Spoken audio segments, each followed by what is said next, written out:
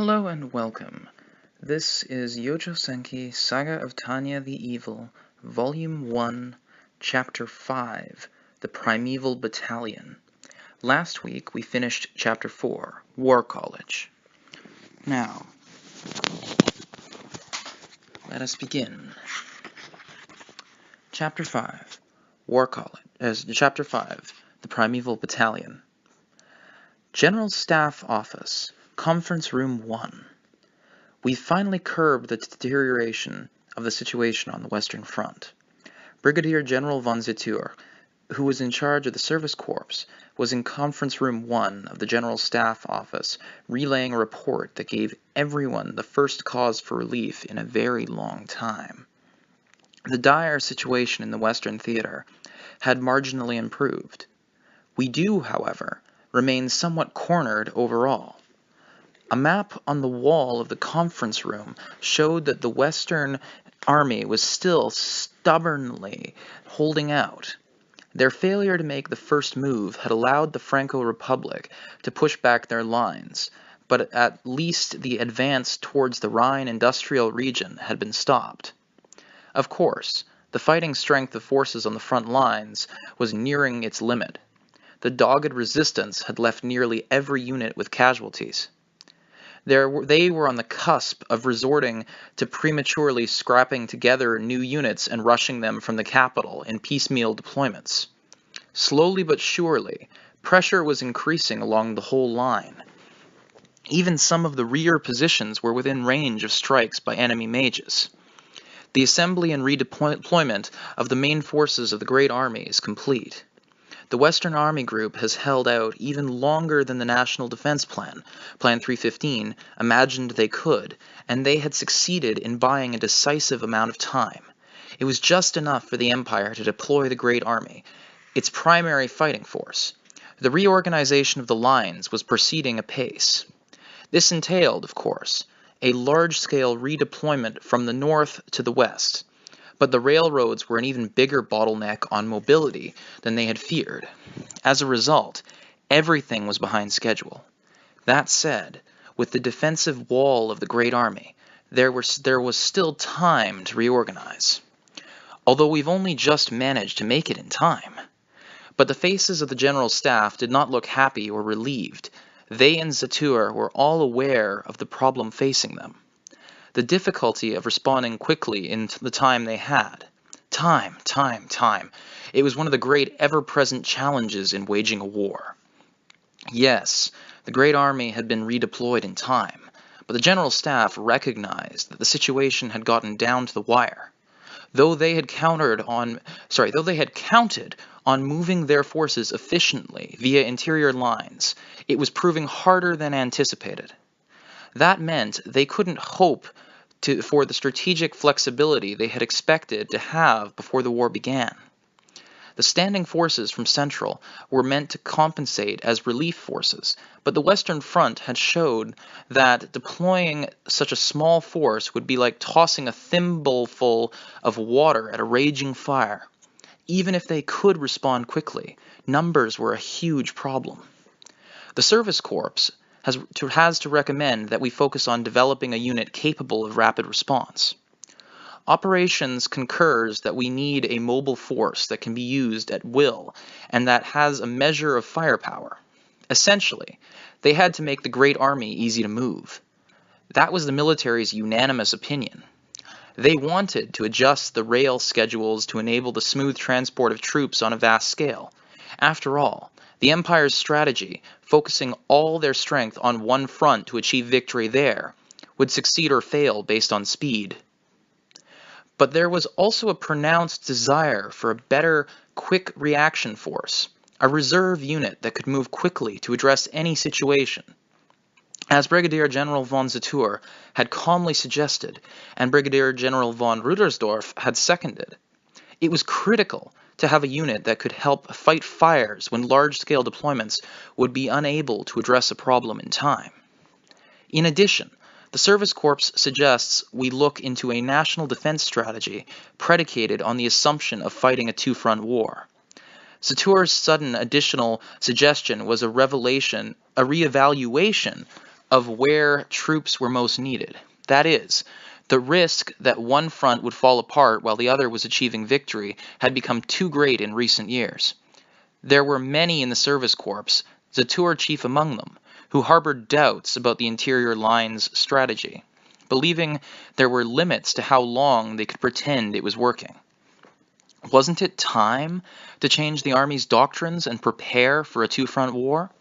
They felt it was no longer feasible to have regional commands mainly focused on defense and using the venerable Great Army for offensive measures. I don't have any objection to research as such, but, practically speaking, we must absolutely avoid the opening of a second front. But the ironclad rule against dividing one's forces had been constant in every era. Bring all your power to bear on one enemy, and once you've dealt with them, turn to the next foe. The General Staff saw this as the golden rule of their interior line strategy. Above all, Rudersdorf and operations had a hard time denying the effectiveness of overwhelming the enemy with an all-out frontal attack by concentrating their forces. Operations agrees with building a shelter against every storm, but we need to prioritize finding a way to avoid a two-front war. It will be difficult, considering the Empire's geopolitical situation, General von Rudersdorf. I can't deny that, but what you're proposing, in the worst-case scenario, would leave all our lines undermanned. Gain partial superiority and employ the regional armies to buy time until overall victory can be achieved. It was a strategy born of the Empire's history as a polity, that's interesting word, as a polity surrounded on all sides, as well as simple geopolitical necessity. I'm guessing polity is referring to a state or city-state or nation here, but I digress. If the nation was powerful enough to put up fierce fights on two separate fronts, this wouldn't have been a problem to begin with. And what if things don't go so well? We have no choice but to shore up the regional armies until we can improve the functionality of our interior network. Although the regional forces were decently sized, the Republican Army had nonetheless brought the ones in the West to the brink of destruction.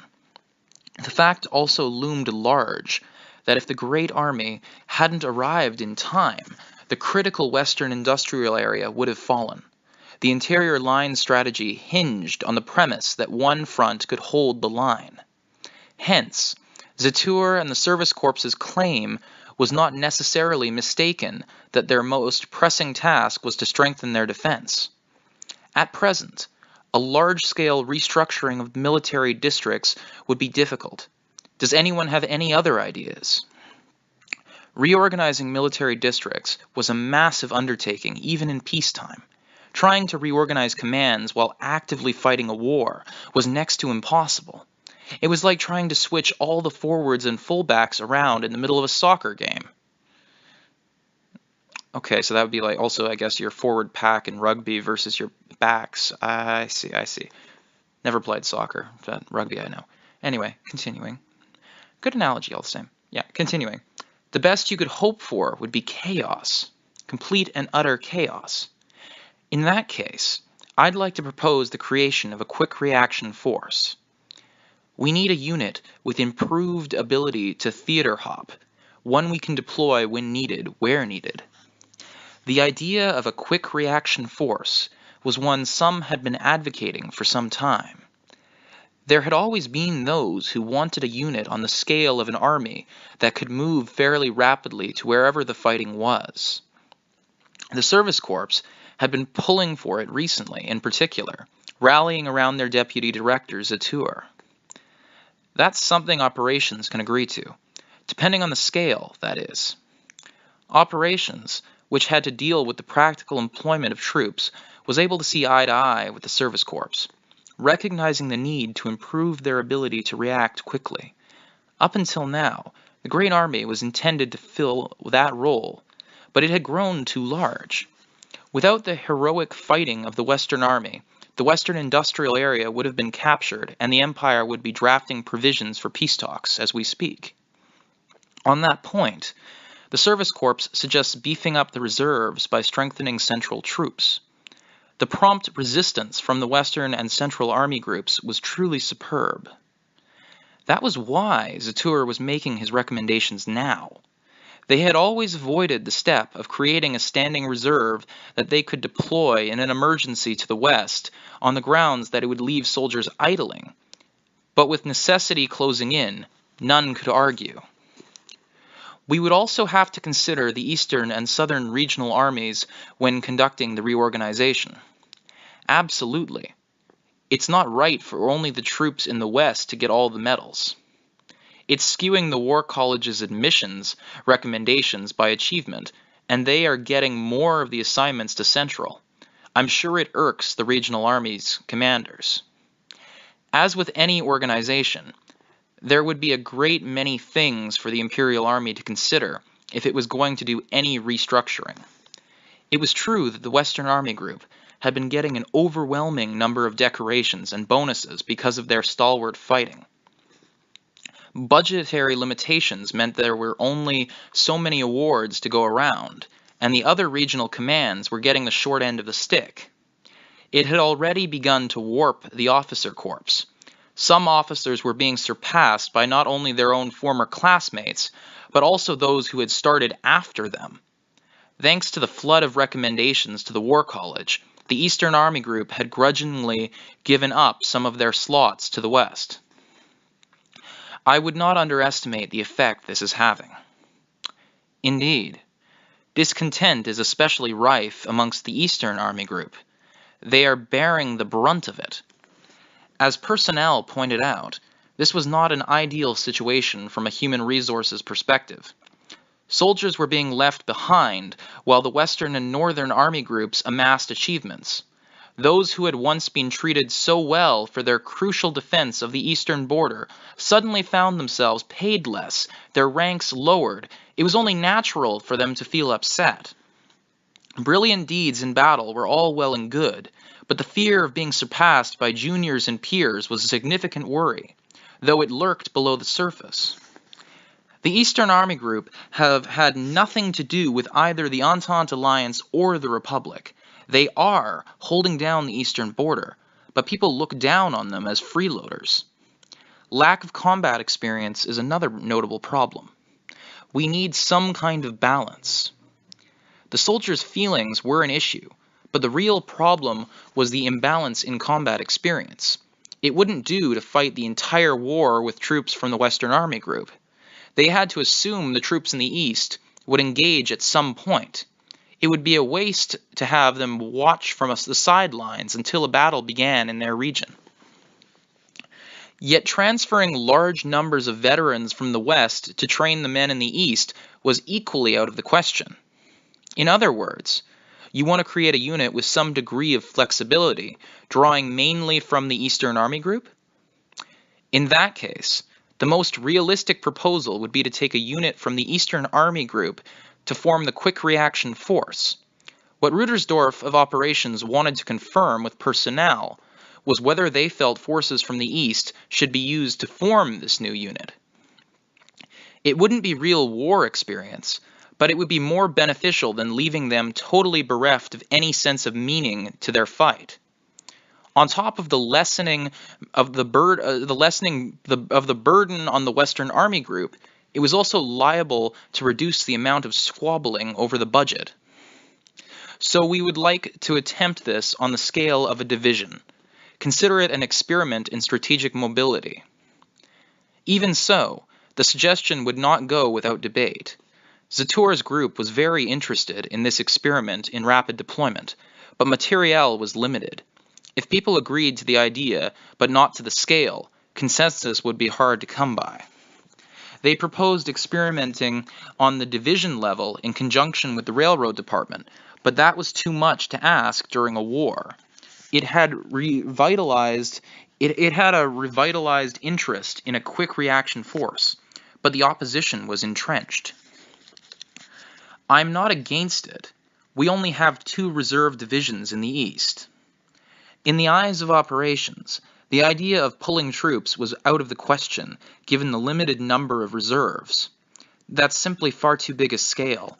Our defense in the east would be stretched too thin. They took a lesson from the previous failure.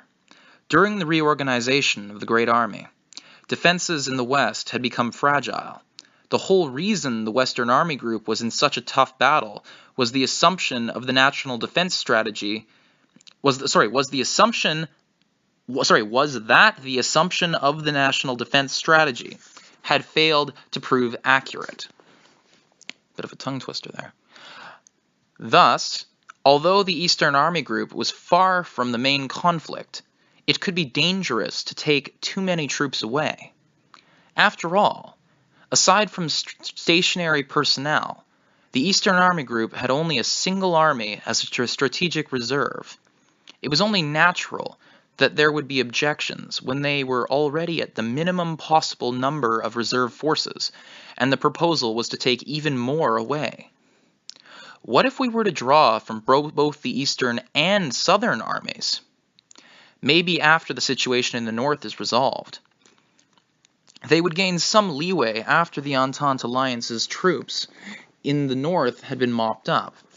But as a practical issue, although the main Great Army force had crushed the main enemy force, it would take time to truly overwhelm them. To take units from the east and south at this point would be like putting the cart before the horse. It was completely unacceptable to create a rescue squad at the expense of weakening their national borders. Then let's just try one part of it.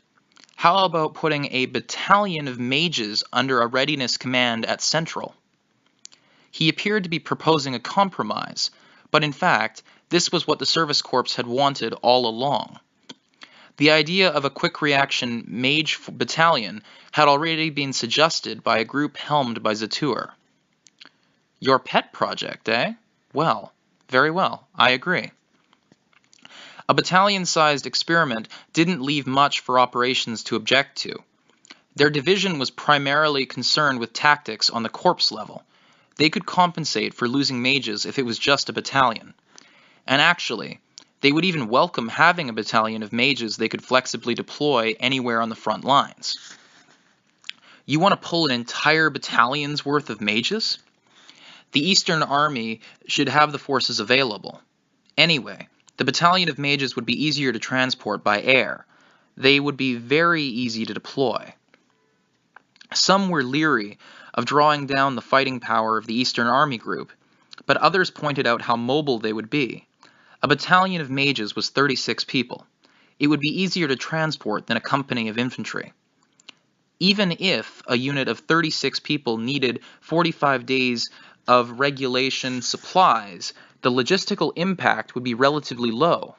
If need be, the unit would even be able to move from the west to the east within a day. Very well then. We authorized the experimental creation of a mage battalion under the direct command of the General Staff Office. It was never an idea that would invite much objection. We'll pass on the idea of a readiness command for now, but let's see how the unit performs.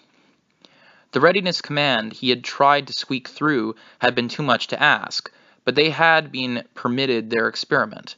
The creation of a quick reaction mage battalion would almost certainly lead to the creation of a readiness command sometime in the future.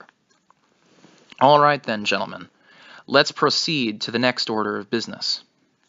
It looked like he would be able to keep his promise. Zatur surreptitiously sighed in relief.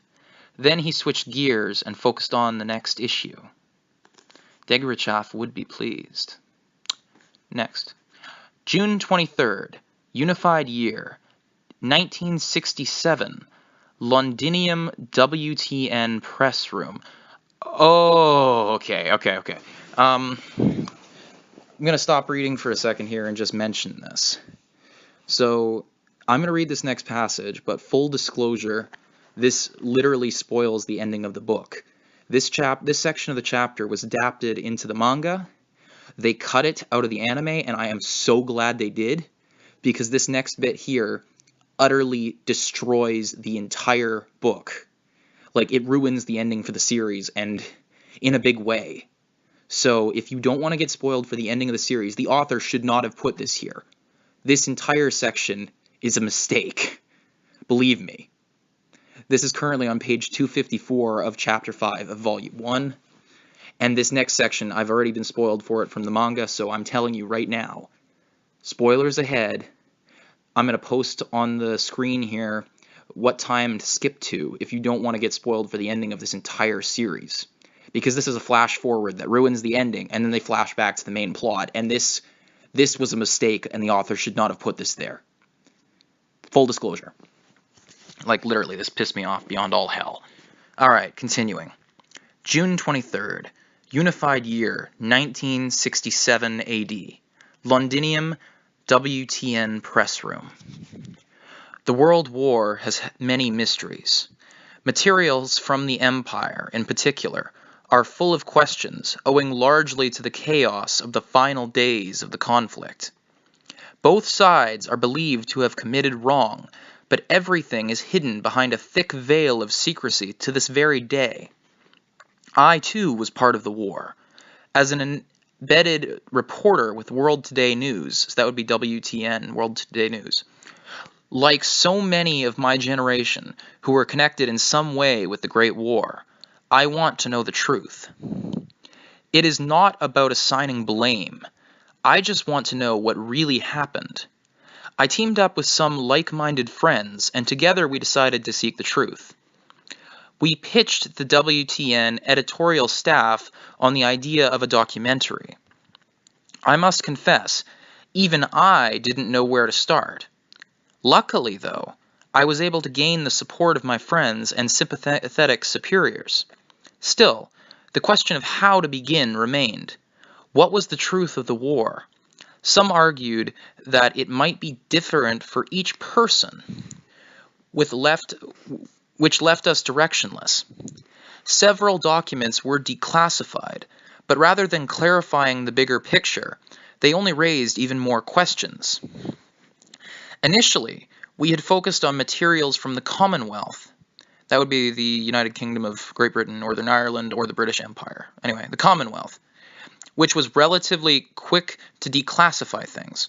To start with, we tried researching the Dakar incident from the latter half of the war. It was an action in the south considered by many to be a diversionary tactic. Famously, all 7 of the ships in the Commonwealth's Navy 2nd Squadron, including Hood, its flagship, were sunk. How was that squadron sent to the bottom so suddenly? It had to be related to the reason the documents were classified.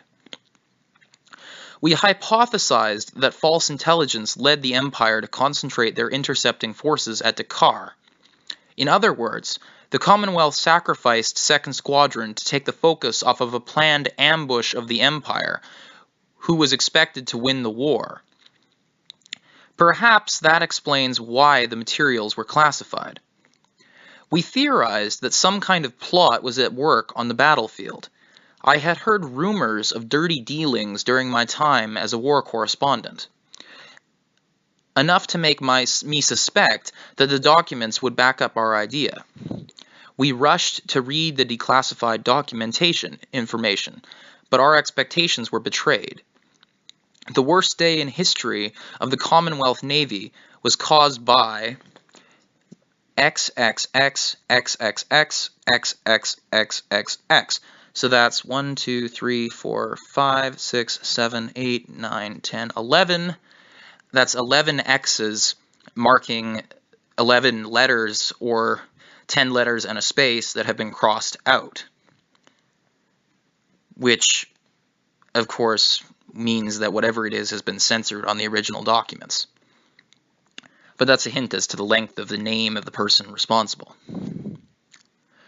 Only that single sentence was declassified, and everyone who had anything to do with the army had clammed up and was refusing to comment. Serendipitously, it was around that time that an acquaintance of mine, a military historian, said something very interesting. He hinted that if I analyzed the battlefield rumors very carefully, I would find the truth. For example, the 11-character code X, X, X, X, X, X, X, X, X, X, X could be found all over. He speculates that it was the code name of some high-ranking officer or spy. We dubbed it the 11th Goddess, because 11 characters, after the figure on the tarot card, and began our investigation. The results were startling. The 11th Goddess appeared in nearly all of the Empire's major battles. The earliest instance we could find was from 2 years before the war. One country's intelligence agency reported her in the area of a border dispute. That led us to hypothesize that it might have referred to an intelligence agent of some sort. But we noticed something quite odd. Some of those who had been on the front lines had a strange reaction to the name we picked. They claimed it was the worst joke they'd ever heard.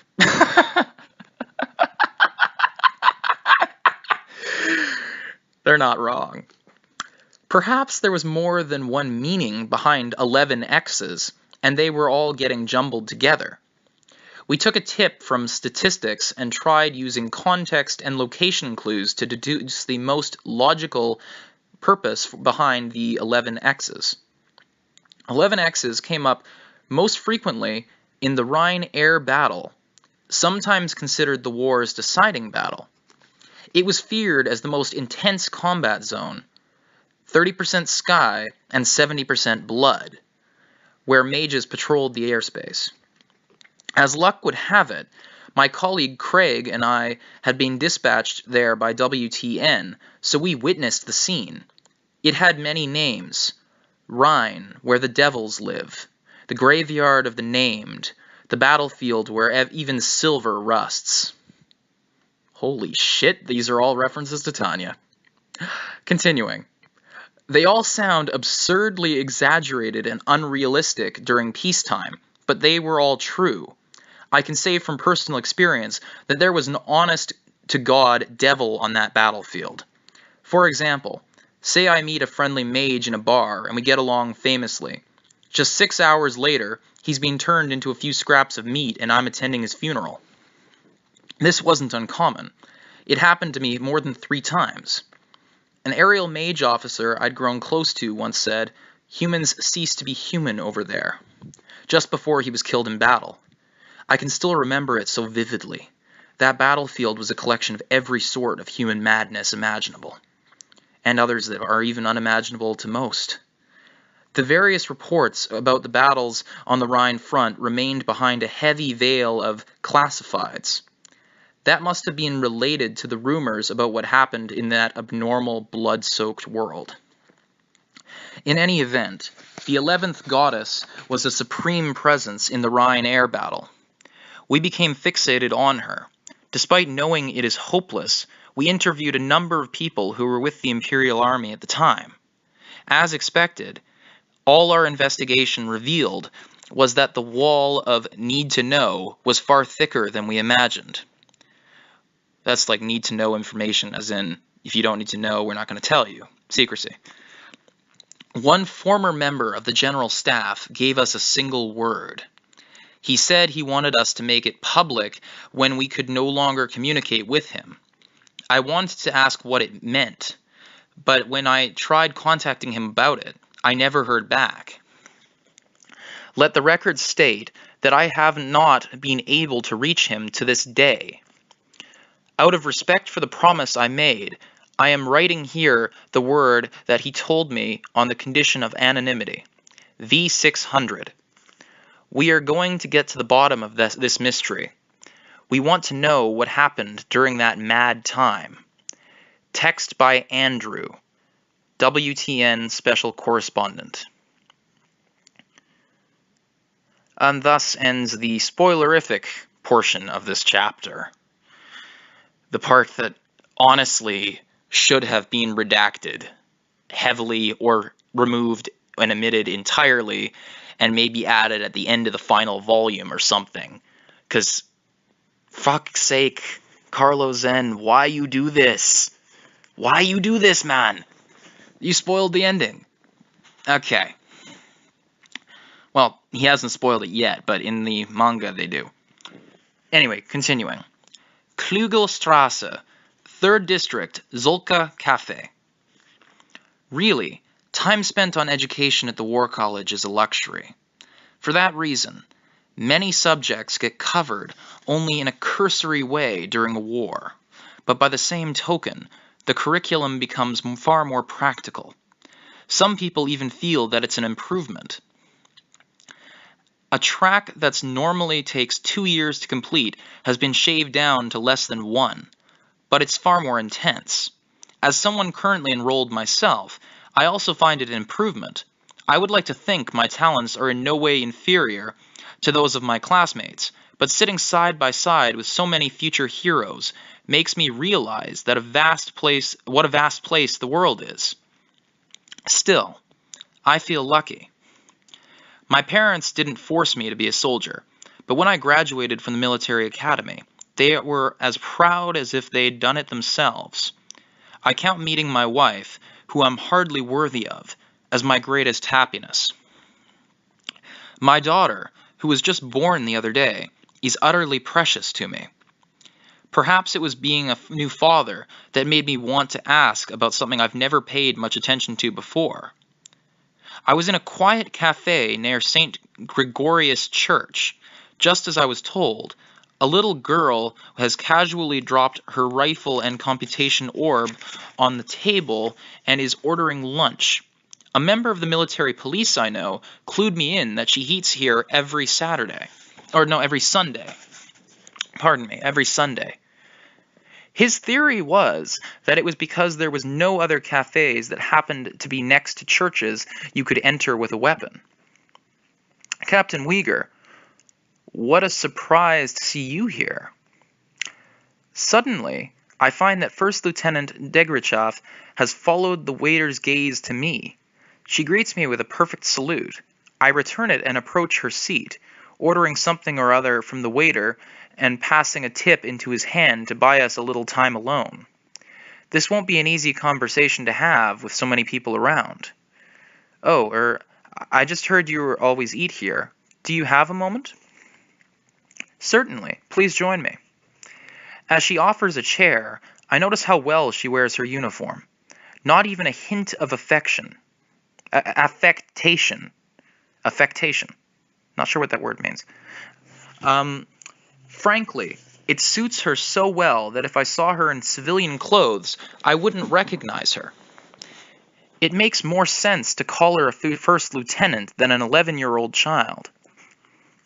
She doesn't appear to have any personal belongings that weren't given to her by the government. Perhaps we can include the newspaper spread across the table and the Londinium Times and WTN special issue filled with notes. Ah, yes. The War College did encourage us to learn the languages of surrounding countries. The Londinium Times and the WTN magazine from neutral zones are among the best materials that are easy to obtain, but maybe it's a stretch to call them personal belongings. Do you come here often, Captain? She stops writing in the newspaper and looks at me. Though I doubt she intended it, a shiver runs down my spine. This small girl is one of the most distinguished of the Imperial Army's mages, an ace of aces. Yet as a father with a daughter, there is something I have to know. Miss Degrichov, pardon a rude question, but why did you enlist, exactly? Huh? I mulled over what to ask her, but decided there was no point in dressing it up. That blunt question was the result, but now it sounds far too simplistic, and she doesn't understand what I was trying to ask.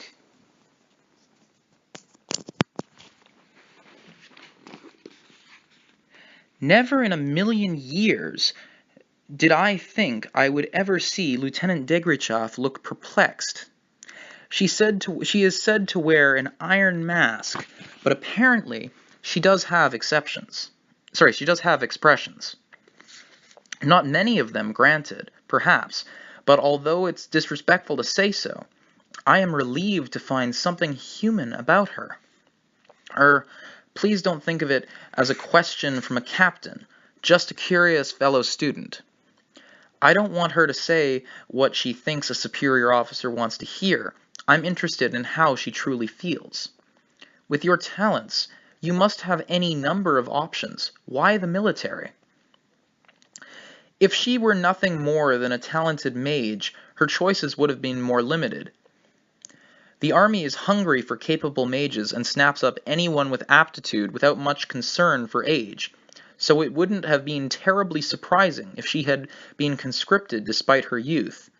If that were all, she would have been used as just another weapon. Still, there should have been time before they pulled her in. It's worth noting that she got into the War College on merit alone. As a mere 11 years of age, she became a member of the Honorable 12 Knights of the War College, albeit the lowest ranked one. If she had only magic affinity, she would have only been a weapon, but with her talent, she could have been a researcher or an engineer, anything at all. The Imperial University allows early entrance, and not only do they comp tuition for exceptional students, they even give stipends. Every path should have been open to her. My father was in the military. Was? So I'm sorry. The word was sticks out to me, and I quickly realize the implication that her father has died. It's a common story. Death is never far from members of the Imperial Army. Anyone can die at any time.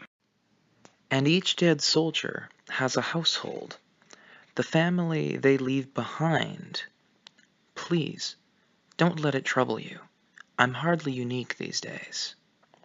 Lieutenant Degrachaff smiles, showing no sign of distress, as if to say she is already adjusted. But I can't help thinking that having to understand so much at that age is tragic. Did she join the army for revenge?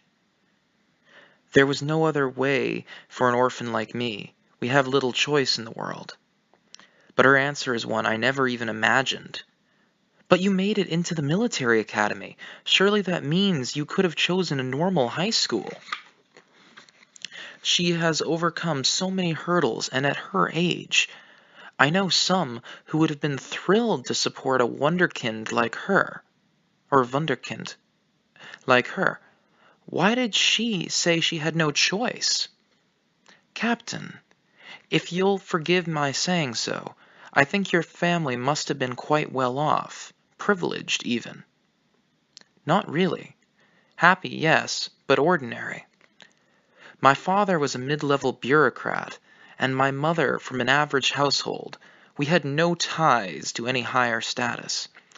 My grandfather on my father's side was in the Navy, so they were happy when I expressed interest in the armed services, but that was about it. What Lieutenant Degrachaff says next shocks me beyond words. Ah, I envy you. An orphan simply has no options.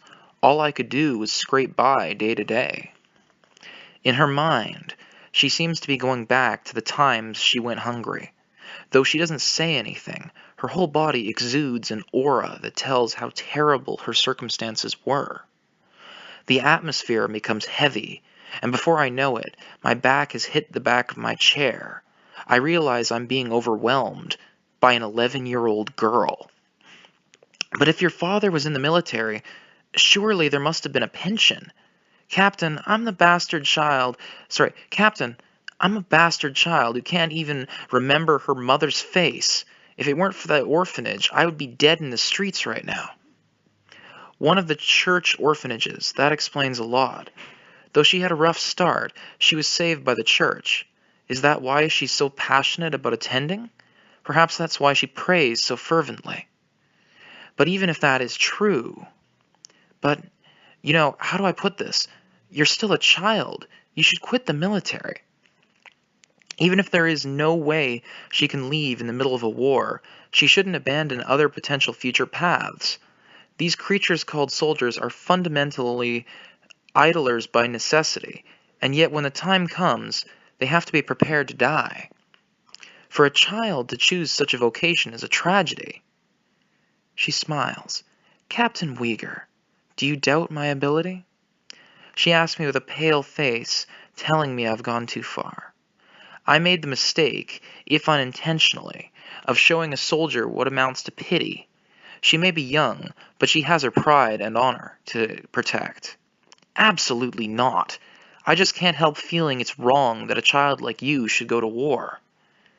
It sounds like I'm trying to defend myself, but I mean it sincerely. Her eyes challenge me, but she is still a child, a little girl who should be protected. Who would want to send their daughter off to war? Just the thought of sending my newborn child to the battlefield nearly drives me mad. Surely Lieutenant Degrachev's father, who risked his life for the Empire, wouldn't want this either. As a father myself, I just know, intuitively. It's my duty. So long as I'm a soldier, I can't avoid it. Her response is calm, an unfaltering declaration. She seems to embody what it means to be a soldier. There is no mere facade. It's as if, with no other way to go, she has built her self-awareness around being a member of the military. Where is her true self? Do you truly mean that? Really and truly? That is how I end up asking such a meaningless question, but she looks at me, and her gaze is so serious that I know she didn't miss my intention.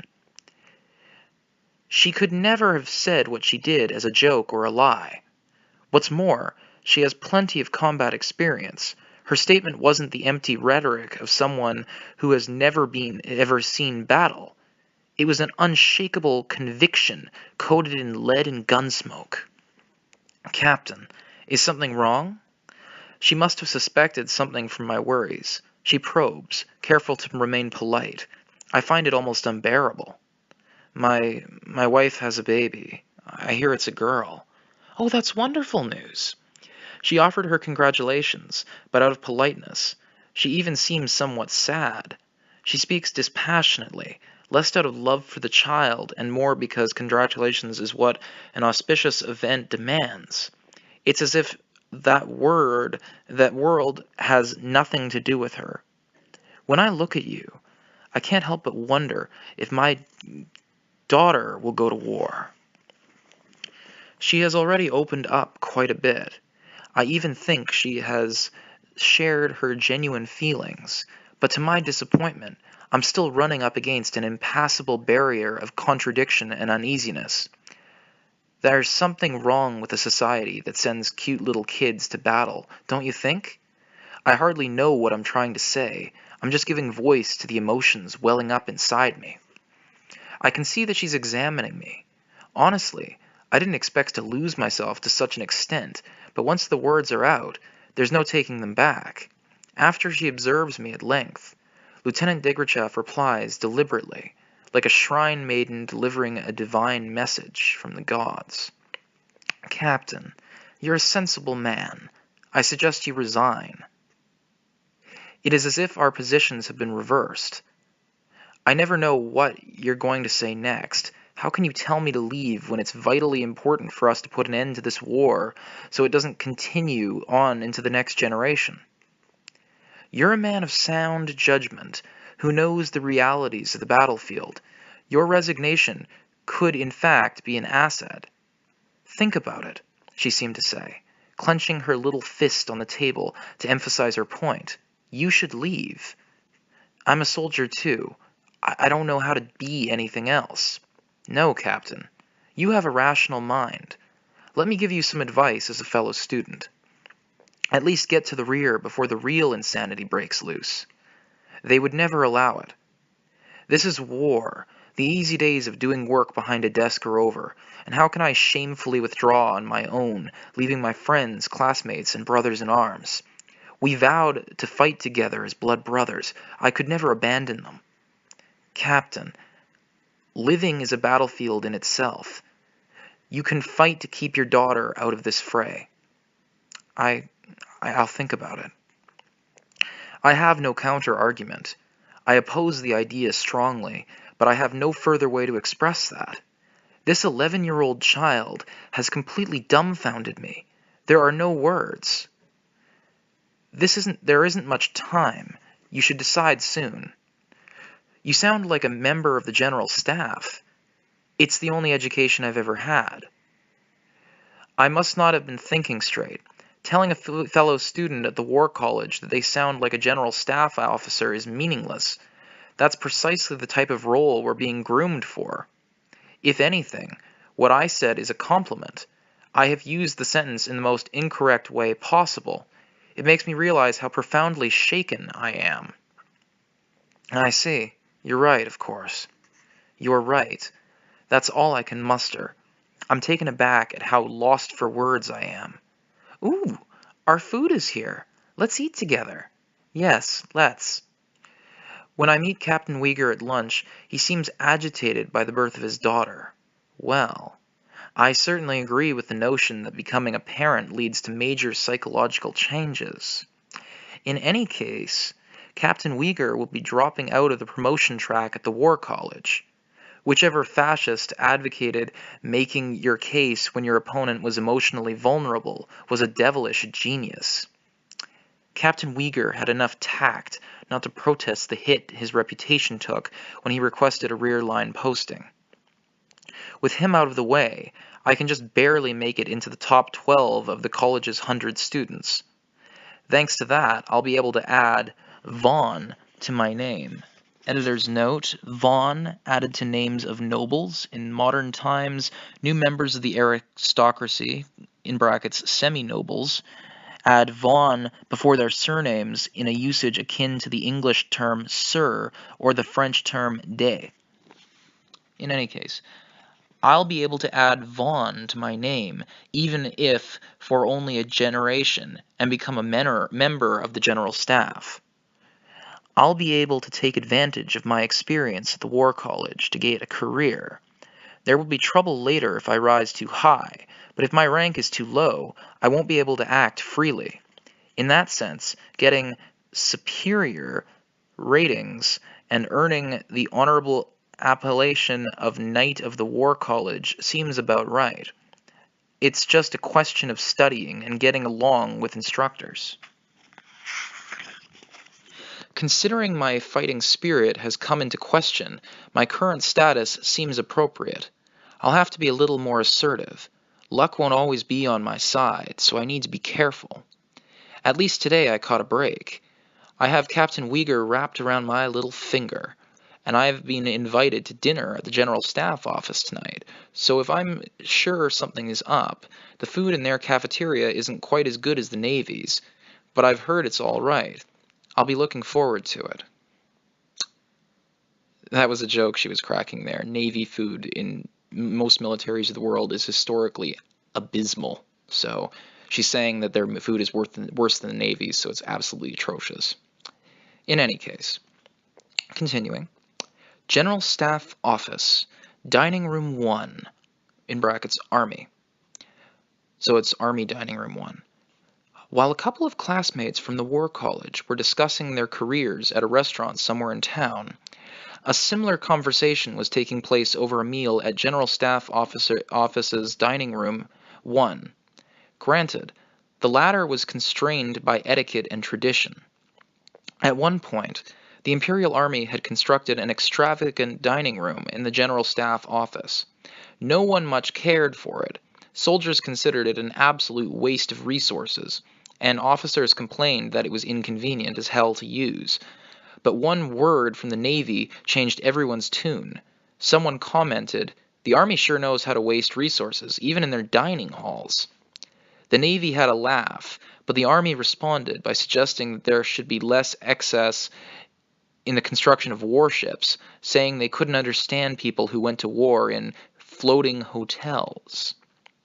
Now, the Army was so united on the issue that any criticism of banquet room was practically considered traitorous.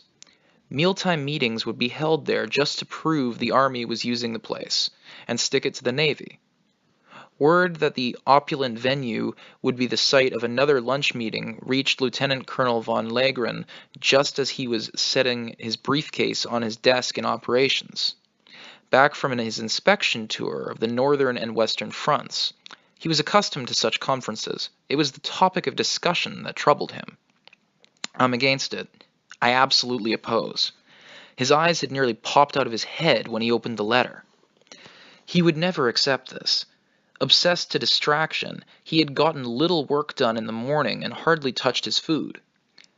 As the lone voice of opposition among the high-ranking officers at the table, he fought fiercely to defend his reputation. Colonel von Legren, I very much respect your opinion, but you must be more objective. Unfortunately, his immediate superior, Brigadier General von Rudersdorf, Deputy Director of Operations in the General Staff, did not support his perspective. After all, this was part of the tactical improvements he had been waiting for. He couldn't be expected to give up so easily. But to Legren, who had seen the situation on the ground with his own eyes, the proposal was far too dangerous. Giving her command of the Quick Response Battalion is out of the question. She's the kind who won't stop advancing until everyone is dead. You'd be throwing your mages away. First Lieutenant von Degrichow had been promoted to captain upon graduation from the War College. He had been afraid of this, but there was still time to change things.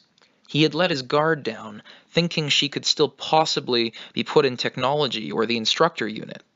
He never could have imagined that the brass would create an experimental battalion under her direct command. Oh my God! That would be nothing short of a nightmare. She's far too dangerous. That paper showcases her true nature. He's referring to the paper about this context, the suggestion of world war existing. Anyway, yes, we've heard your objections, but the instructors at the War College say she loves her fellow soldiers. It was true that some of the teachers at the academy supported Legren's view. They said she was a bit too fond of combat. But the instructors at the War College thought differently. They said that even under the harshest of conditions during the staff trip, she looked out for her fellow troops and avoided losses. Their conclusion was that she couldn't have done what she did without meaning it sincerely. That carried a decisive weight in the General Staff, which was made up of War College grads. She had a lust for battle, but she still retained her right mind and avoided any type of loss. In sum, they had judged her character to be superior. Just what they need. Don't you think you're overly captive to your prejudices? With all due respect, have you not seen the reports from her days at the academy? Unwilling to give in, he had found the most damning documents about her and submitted them for consideration. But Legren himself was a staffer who had graduated from the War College. He knew without thinking whose judgment would count for more. It was the way of the military to trust those who were closest to you. Nepotism at its finest. Ultimately, I believe we can say she has matured through education. The War College reports no issues. If she had been the cause of any trouble at the War College, her evaluations would have been poor.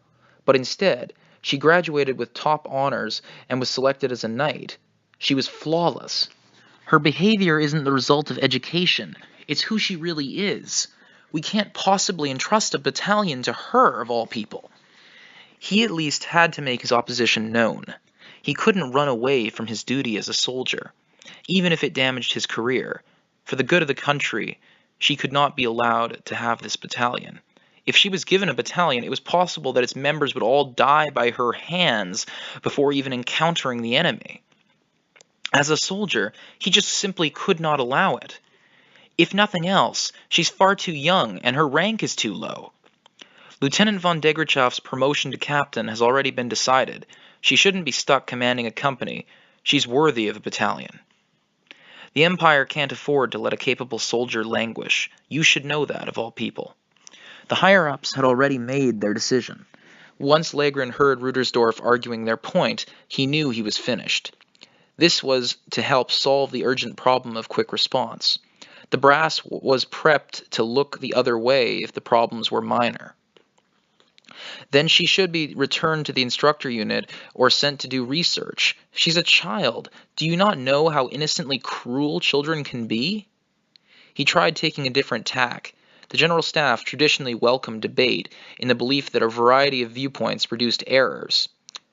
Colonel von Legren, we will hear you out, but this matter has already been decided. It's the General Staff's decision. I believe you should know what that means. Conversely, once the debate was over, no further dissent was tolerated. They encouraged through discussion, but once policy was decided, they sought to carry it out with a united front and no hitches. Failure to fall in line meant being expelled from the General Staff. Do excuse me, sir.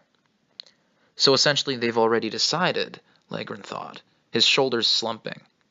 There had never been a day that the General Staff, Aguilette, looked so repugnant to him, but he could control himself. In fact, in principle, it was unthinkable that he would harry Central like this. Still, his sense of unease persisted. All right, a new battalion will be formed under Captain von Degrachaff as planned. Prepare a promotion to major and orders regarding the battalion command to be issued once assembly of the unit is complete. That's that settled. Let's move on to the next subject. Will this really be all right? He thought. Well, seeing is believing. That's Tanya's honest reaction to the food sitting on the plate the orderly puts in front of her. She knows it goes by the name Schlachtplatte. Schlachtplatte. She doesn't dislike the stuff, and it's a braised dish, which is hard to come by on the battlefield. Of course, the heat ruins all the vitamin C, which also tends to be in short supply in the trenches. Only in the rear can such an extravagant dish be enjoyed.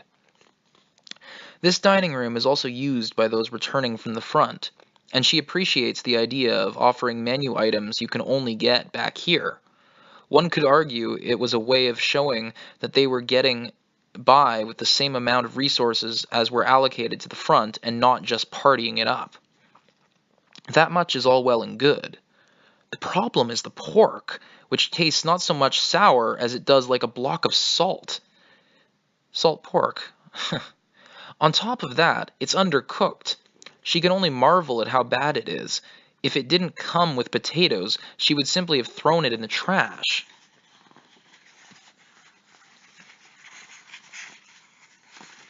To add insult to injury, the bread they served was K-brote.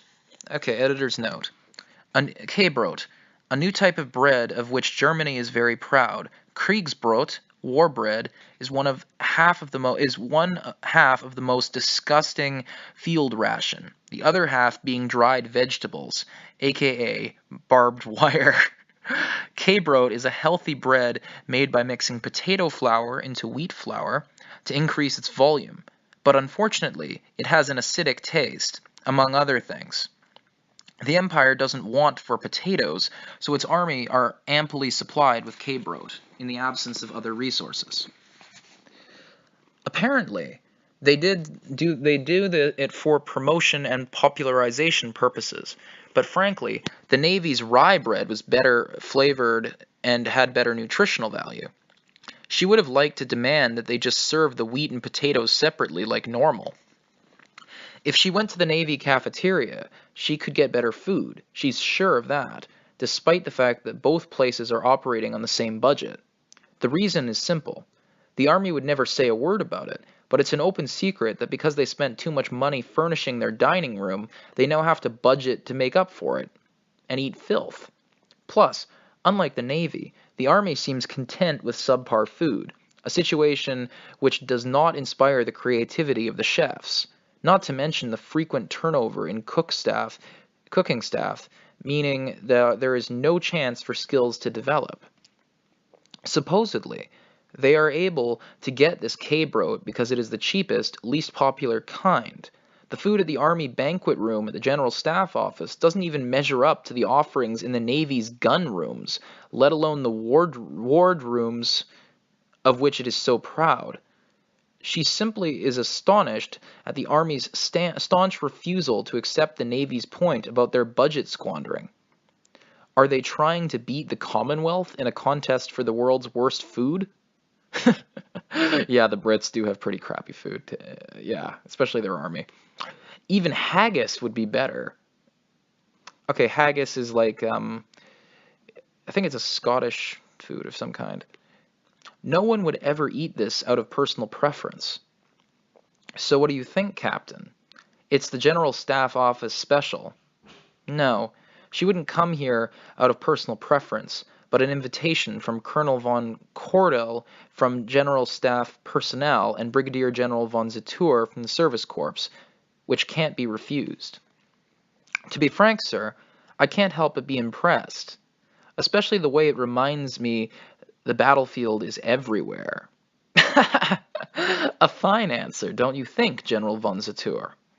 She had to take care to remain polite in her response to Zetour's question while revealing her true feelings. She knows soldiers are expected to put up with poor food, but isn't this taking it a little far? They seem to like her response quite a bit, though. Even Cordell is smiling in amusement. Perhaps we should call this place the Perpetual Battlefield Café, he muses, with a wink. Your aptitude is commendable, Captain, but please don't hold back. Oh no, I've had my fill. Please, don't mind me. Apparently, they aren't here for the flavor either. Are you sure? You're a growing girl, after all. You need to eat. I'm always doing my best to eat, sir, but I have a small stomach. The comment comes from Zetour, whose position means he can use, and is stuck using, the General Staff Office banquet room. He probably ribs the new General Staff appointees in the same way. Tanya knows that some of the War College instructors like to joke a bit now and then. But that's only until the meal is finished. Cordell tells the orderly clearing their dishes to bring coffee, and then leaves them for a while. That's when the real talk begins. All right, let's get down to business. Oh, and belated congratulations on your promotion, Captain von Degrachaff. It was Cordell himself who authorized her to be promoted to captain immediately upon graduation from the War College. Now, he seems to be making an obvious point of congratulating her. Why, thank you, Colonel. Tanya was forced to sit in a higher chair because of her stature, but even when she straightens her back, she has to look up to see his face. Oh, so cute. She's in a little high chair. Anyway, still, she expresses her gratitude in a clear voice that is the exact stereotype of what a commissioned officer should sound like. She knows that in the large organization known as the military, examples are meant to be followed. And in fact, the colonel from personnel, whom she has never met before, is giving her a wide, familiar smile. He's only doing it because he's supposed to, but courtesy is never meaningless. At the very least, it's a tool you can use to probe your opponent's vulnerabilities during negotiations. She speaks grandly, despite the total disinterest she feels. The promotion papers have already been issued. She knows already, without the colonel's kind congratulations, just like she knows that the really important matter is the one they are about to discuss. Now, we didn't call you here just to say well done on your promotion. There's also the question of your reassignment. Yes, her path after graduation, the ultimate fate of War College graduates is decided not by their instructor-superintendent, but by the general staff. That is, personnel decisions are made by a small, tight clique. Naturally, if you get on their bad side, you can expect to pay for it, but the reverse is also true. Nepotism runs rampant, you see. We will take your wishes into consideration to the maximum extent possible. I appreciate that. Cordell says they will consider her wishes, but the message is that they will pretend to listen to her. People from personnel don't usually give completely one-sided orders. Still, no matter how friendly they act, you can't let down your guard. Tanya knows well that these people live in a world of kind artifices. Well, she will just have to respond superficially herself. But I'm a soldier.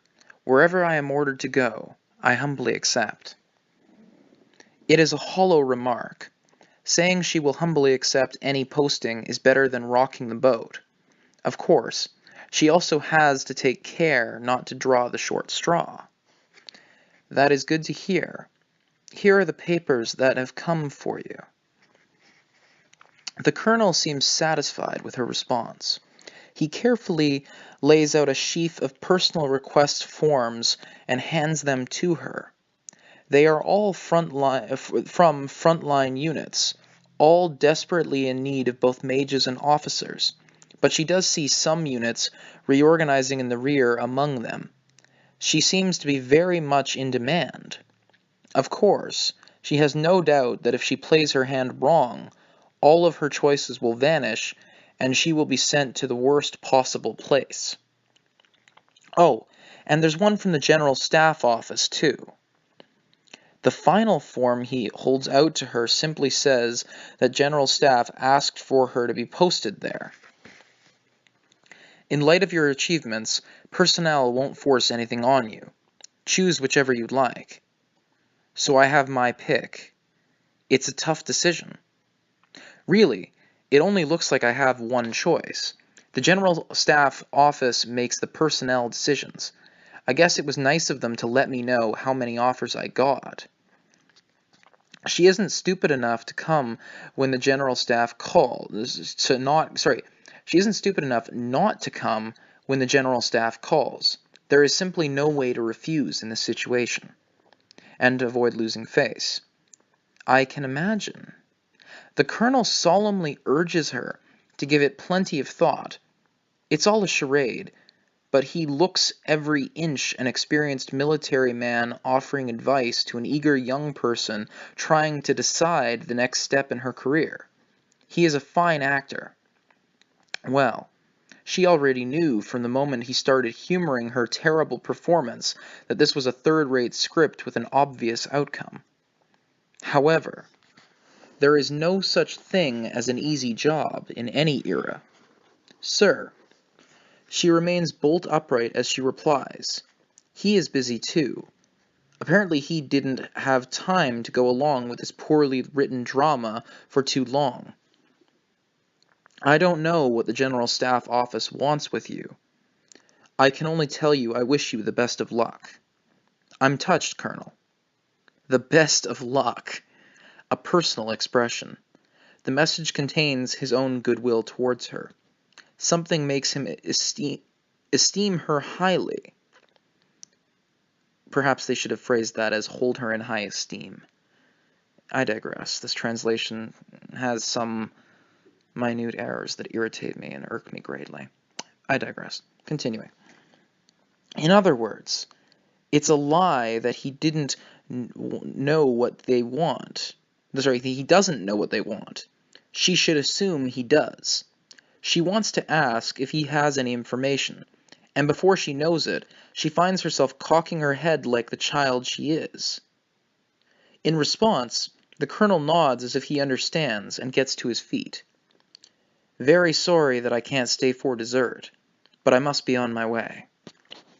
Thank you for your time, Colonel von Cordell. I will see you later. The colonel hurries out of the banquet as if the discussion is over. Following him with his eyes, Zatur calls over an adjutant he has kept waiting nearby. Taking the stack of papers he is handed, he comes to the most important matter he has called her here to discuss. Let's talk about you, Captain, and let's be practical about it. You are going to be assigned to the General Staff. I won't be your direct superior, but I want you to basically consider yourself to be working for me. Yes, sir, I'm looking forward to it.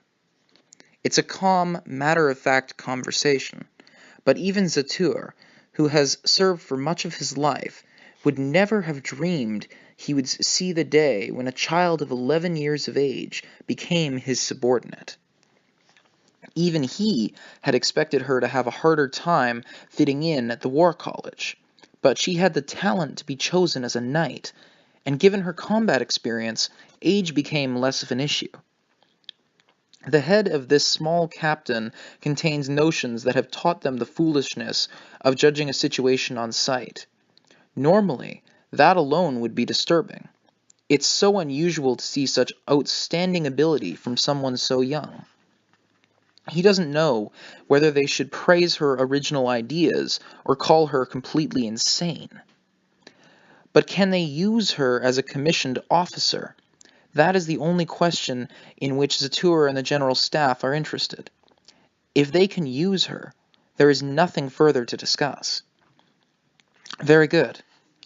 She doesn't even seem hesitant after taking charge of a battalion, even though she has never led a company.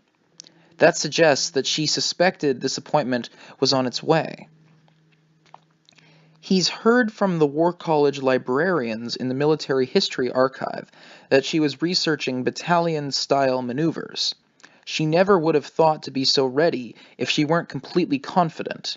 In that sense, Captain von Degrachaff, sitting before him, had become a battalion commander even before the orders came down. Captain, the General Staff intends to give you a battalion as soon as possible. To be perfectly frank, it is understandable that if she is eager. A battalion of mages means a certain amount of authority and combat capability that is still small enough to be fairly mobile. Many of the instructors said that she seemed to see herself as more suited to the front lines, and he can see now that they were quite correct. They said that although she valued the lives of her troops, her combat style was bold and aggressive. So she is both an ambitious field officer and an excellent mage. Surely she is willing to take some troops and do her thing on the forwardmost line. I'm honored, sir. But Satur hopes there will be a larger role to play for the handful of mage officers who graduated from the War College. In a sense, he even sees this as an excellent opportunity. Good. However, the battalion you will be given will be a newly assembled unit of mages. Newly assembled, sir? It's just the way the organization works. Get ready. It's not going to be easy. She will have to organize them herself, train them, and establish her authority over them. Without the assistance of some older hands, each of those tasks will be difficult. People create organizations, but organizations simply don't create people. Thus, those who are capable of organizing things are considered pillars of the Imperial Army. That is why they are making her take on a battalion now that they have succeeded in putting it together. That being the case, tomorrow or the next day, you will also receive orders as a formation officer. They say you should set a thief to catching a thief, and he figures he will take advantage of every system he can. That's understandable. It will take some doing to give a captain who has never led a company a battalion of mages in the field. The formation officer position, for example, is a relic from the Middle Ages, when mercenaries were integrated into the regular army. All you had to do to merit the title was be an officer. No company commander experience necessary. It is a way of giving someone oversight of several mercenary units. It is also a system left over from 300 years ago, but since it has yet to be abolished, it is still valid. As long as it is good on paper, no one will complain. Of course, it's possible that because no one knows what a formation officer is... Shit, I think I missed a page. Oh, sorry. Of course, it's possible that is because no one knows what a formation officer is. Formation officer? Isn't that a rather antiquated title? But Tanya is a sharp one. She recognizes that it's outdated. No doubt she will soon realize that this is a way of using existing systems to cover for what he wants to push through. I can count on this one. She is so outstanding that if she were a man, I would be happy to marry my granddaughter off to her.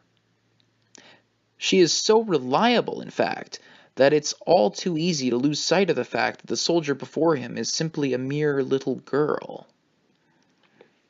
It's difficult to give a battalion to a captain. When you succeed in assembling the unit, I will try to swing a promotion to major for you. Perhaps he shouldn't really say that, but she will probably work harder if he can convince her that he is on her side.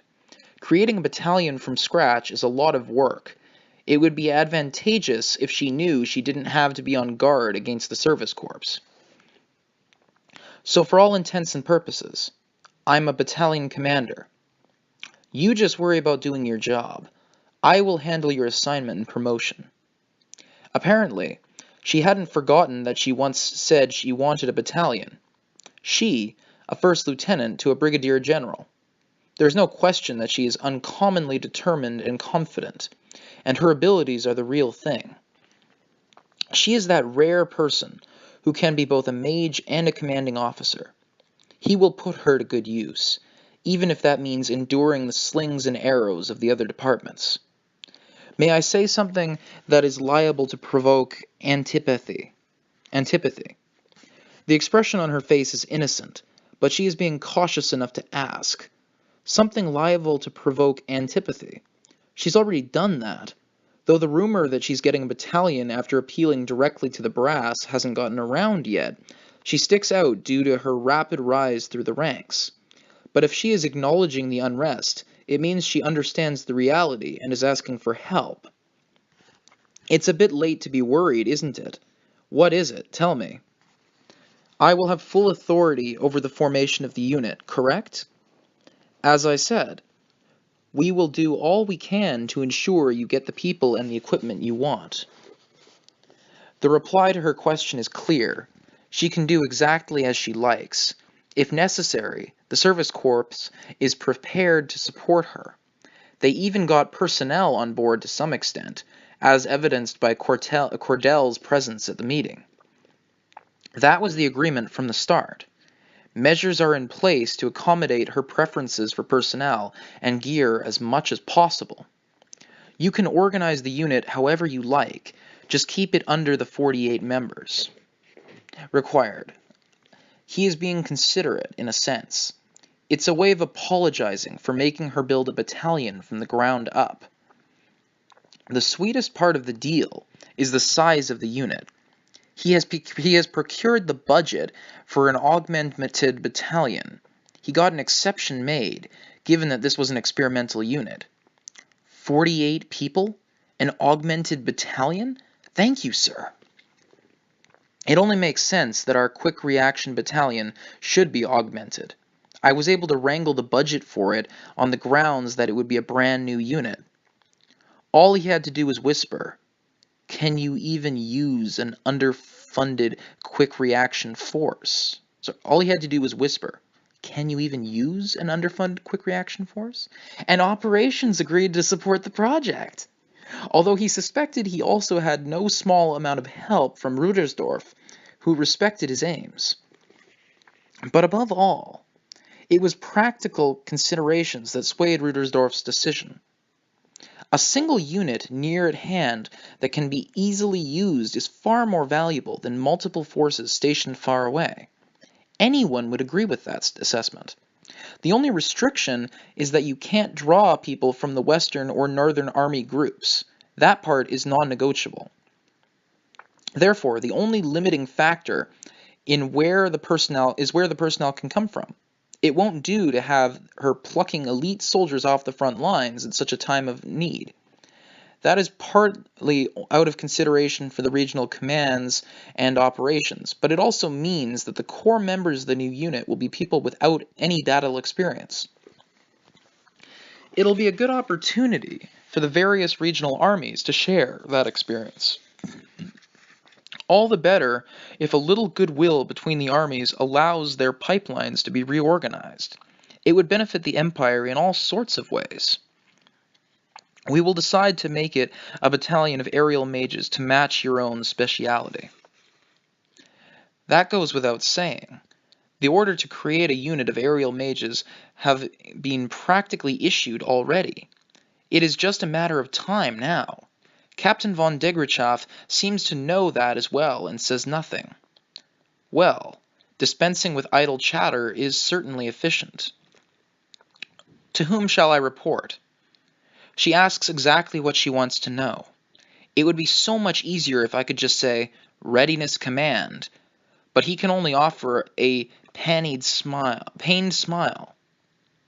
It certainly is necessary for a commander to think about whom they're serving under. Her analytical approach shows how qualified she is. She is asking in earnest, not sarcastically.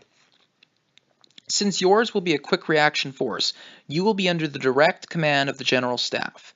Your formation code will be in the V600s.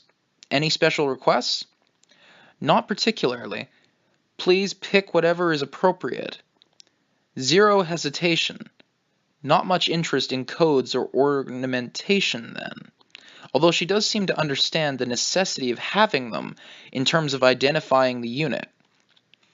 Then you will be 601. V601. Basically speaking, you have no superior officer. Be glad. You are reporting directly to the General Staff. Everything's coming up roses. Yes, indeed. Anyone would be jealous. Being a battalion commander is popularly considered the best job, still able to go into battle as a commander and possessing a great degree of autonomy. Basically, it allows the leader to fight their own personal war. It's an enjoyable job for those skilled enough to do it. Reporting directly to the General Staff makes things even better, since much of the annoying bureaucratic tape gets removed. Red tape is such a problem in so many governments and so many different bureaucracies, I must admit. Anyway, continuing with the text. How much time do I have to organize the unit? The sooner you can do it, the better, but there is no set deadline. I see. Then I will consider my selections carefully. As for where they will be stationed, the North and the West don't really have the wherewithal to accommodate them because of their proximity to the main fight. While the South and East tend to be sticky politically, most likely they will be fairly removed from those areas, somewhere in between them, more than likely. Even if his aides would be handling the details instead of him, he can guess that much. I imagine you will be based somewhere in the southeast. Understood, sir.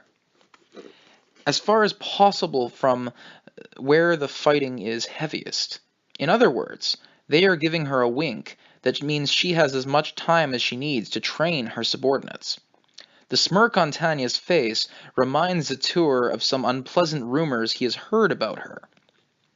Supposedly, her criteria for selecting subordinates are overly strict. A word of warning, Captain. You have a reputation for being a bit too choosy with your candidates. Appearing to lack the strength and talent to cultivate subordinates is a big minus. It is given in the military that you don't get too close to your colleagues. You simply have to make the best of the situation you are given. If you can't, then no matter how distinguished you are as an individual, you will fail as an officer and as a soldier. At best, you will be considered a lone wolf and find yourself without a friend or comrade to turn to within the organization. The packs will defeat you with their numerical advantage. They're talking about wolf packs, basically. Men are wolves, soldiers are wolves, and they will tear you asunder, given the chance. That is what they're saying. Alright, continuing. I don't doubt your abilities, but it is not an especially good reputation to have. I suggest that you be careful. Why, thank you for the concern, sir. She has the composure to take criticism in stride. That's encouraging. He suspects she already has an idea of who she wants in the unit. Well, you earned this through your own efforts, of your own volition. You should be proud. Pride goeth before destruction, sir. I try to stay humble. Excellent. I think the attitude will serve you well. Most importantly, this girl doesn't let promotions and special privileges go to her head. She is relaxed and open. No matter how much favor she receives, she won't lose herself in it, but only work that much harder as a result. She is truly a rare officer. What maybe you could even call her noble. Nobility has, in truth, always been a way of acting, not just a bloodline. The Vaughn isn't even everything. Sorry, the Vaughn, quote-unquote Vaughn, which means that you're part of the royal family or a noble, is not everything. If the way a person comports themselves is aristocratic, then blood does not matter. I expect the papers to come through tomorrow. Stay in your quarters tonight, please. You've thought of everything. I detect a hint of annoyance. Well, it's understandable. Her rank seems to change every day. Just a gesture of apology on my part. Pay it no mind. No, thank you very much. I have high hopes for you, Captain. I wish you great success. She will be granted an experimental unit. It's a serious responsibility, and he really is expecting a great deal of her. Indeed, he hopes his experiment will bear fruit. V600. There is no... Oh, okay. So this is, I think, a flash forward back to the 1960s where they have those people in the future. So, warning, this might be a spoiler. Alright, continuing. V600. Or V600? Okay, V600. There is no record of that formation code anywhere, with the exception of a classified handful. The materials made public after the war contain every code, yet there is no V600 series. The numbering system of the Imperial Army starts with the Central Forces, with codes in the V000s. If all the regional armies were added together, that still only accounts for codes up to V400 series. The only exception we could think of might be a unit under Central Technology, but the numerals there that were made public only go from V000 to the V500 series. V500s. Some experts point out the possibility that V600 was the code given to a special experimental unit in order to maintain an especially high level of secrecy. The fierce technological race that took place during the Great War resulted in a much more advanced world than before the conflict. Winning that race required utmost secrecy. Perhaps they kept up a unit outside the normal numbering system so no one would know about it. That suggestion was worth thinking about. Ender's team got right to work making a list of people who seemed likely to be involved in such a project. At the same time, my own team started working through the documents from the Imperial Army's Technology Division. We hit upon an engineer attached to Central. We were able to obtain a chance to speak with him in person. His name was Adelheid von Schugel, and he was chief engineer there. He headed the project that produced the Elenium Arms Type 97 assault computation orb in the middle of the war, which was hailed as a masterpiece. We heard the devout Mr. Schugel attended Mass every Sunday morning without fail. Thanks to the offices of the priest of the church he attends, we were able to get an interview. Luckily, he allowed us to visit, although we would be closely monitored. Mr. Schugel was a man of intellect, as we heard. "It is my joy to welcome visitors from afar on a day I've prayed to God. It must be what the Lord wishes," he murmured, showing great hospitality to us, considering we were intruding upon his Sabbath. The Sabbath day is the day of rest in the Christian religions of the world. Usually it's a Sunday. The Jews practice their Sabbath day on a Saturday, and I believe the Muslims do it on a Friday, but I could well be wrong.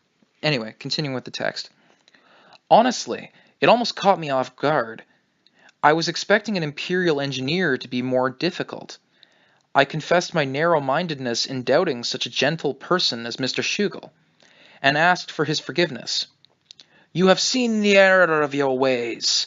All things happen according to the Lord's will." He accepted my apology with a smile, and immediately after that, we asked him about the V600 series unit. But the moment we mentioned it, the military police officer who must have been there to referee the interview prevented Mr. Schugel from answering. There was something there. We were sure of it. But Mr. Schugel, with a wry smile at the MP, said something completely unexpected. "The unit code V600 doesn't exist, but go through the records, gentlemen. Journalists need to know their history." He was smiling wryly when he gave us that baffling reply. We decided V600 must refer not to a unit, but something else, and we continued our investigation on that basis. The key was his hint about studying history. A unit code that didn't seem to exist? No, it really didn't exist. We agonized over it for close to a month before a specialist in military organization put an end to our suffering. A colleague from the foreign desk introduced us to him, and he recognized our mistake immediately. "A V number?" he said. "That's a formation code." In the Imperial Army system, unit formation was handled by the service corps, and operations actually made use of the troops. The important point here is that the people doing the organizing and the people doing the deploying were in different departments. Normally, the latter would simply take over the numbers under which the former had assembled a unit. For example, say the Service Corps created Unit V101 with the intention of replenishing the Central Forces. Operations would put it to work as the 101st Task Force, but if it wasn't clear where a unit was assigned, they would pick a code that wasn't normally used in order to avoid misunderstandings. So obviously, the formulation code V600 could exist even if no unit in the 600s actually did in point of fact. That is what confused us. We had been chasing a 600-unit ghost of our own creation. I hope you'll laugh at us. We thought we had figured out the truth, but look where it got us. We made an impromptu decision to head for the beer hall to collect today's information. I believe they mean collate, it's a typo. To collate today's information. And I recorded only that we spent the entire day there. Sadly, we weren't able to expense the trip. Now, I understand the wise Mr. Schugel thought we were onto something. His one mistake was thinking I had done enough studying to understand his cryptic advice. But now we were getting somewhere. We were sure of it. For some reason, we all had terrible headaches, but we started poring over the unit formation paperwork left behind by the Service Corps section of the Imperial Army General Staff Office, and we had no trouble finding what we were looking for. Amongst all those neatly organized files, there was one with the number 600, and as if it were begging to be found, but it was practically empty. There was just one simple memo. "Attention Service Corps, Imperial Army General Staff Office. We guide him always, abandon him never, go where there is no path, never yielding, forever on the battlefield. Everything we do for victory. We seek mages for the worst battlefields, the smallest rewards, days darkened by a forest of swords and a hail of bullets, and constant danger with no guarantee of survival. To those who return go the glory and the honor. General Staff Office, 601st Formation Committee." But what was the unit code that went with Formation Code 601? Unfortunately, the file contained only that single piece of paper. The highly charged prose was unusual, though. Normally, the Imperial Army loathed anything that smacked of literary poetic, or literally rhetoric. Pardon me. Anyone who saw it would remember it, surely. Having made up our minds about that, we began questioning mages who were in the army at that time. With the very first one we spoke to, we hit the jackpot, but what he told us was deeply disappointing. Oh yeah, that's famous, about the propaganda unit, right? The people who actually applied came back pretty ticked off. A propaganda unit? That's right. The Public Relations Department wanted a unit that would convey the justice and nobility of the empire, or whatever. We haven't seen any materials that mention propaganda. Well, of course you haven't bloody seen any. If people knew they were using a big unit of aerial mages just for propaganda in the middle of the bloody war, there would have been hell to pay. There would have been tons of trouble. I'm sorry, what are you trying to say? I heard there was a storm of complaints from the service corps and the front lines, and they just scrapped the whole damn thing. It's a pretty well-known story, as I recall. Incredulous, we spoke to several other former Imperial mages. We half hoped that they would deny it and half hoped, in resignation, that they would say, "Oh yes, I heard about that, but..." And I don't know whether this is a cruel trick of fate or a happy accident. The truth turned out to be something different. Several mages gave us strong alternate accounts. Yes, I heard of that. They failed to come to an agreement on the idea of a readiness command, and that was the result. Wasn't it a propaganda unit? Nah, that was just a lie. I heard V600 was the code they gave to the Quick Reaction Force. Quick Reaction Force? Yeah, they wanted a unit that could get around faster than the Great Army, but I guess it didn't work out. That was from a former soldier who had served in the Central Army. I think V600 was just a convenient way of referring to the combined Western and Eastern Army groups. Did you hear anything about it being a quick reaction force or just propaganda? Those were just bluffs. Happens a lot in wartime, you know. So what kind of unit was V600? The short version is that it was a reorganization of the Western and Eastern armies after they took a beating in the early phases of the war. A reorganization? That's right. It was easier than dissolving them. So what about the other rumors? Well, what I heard was that they were bluffs from intelligence to make the enemy worry that we were creating a brand new elite unit. This from a former member of the Northern Army Group. In addition to those things, we heard every kind of speculation from the utterly plausible to the nearly absurd.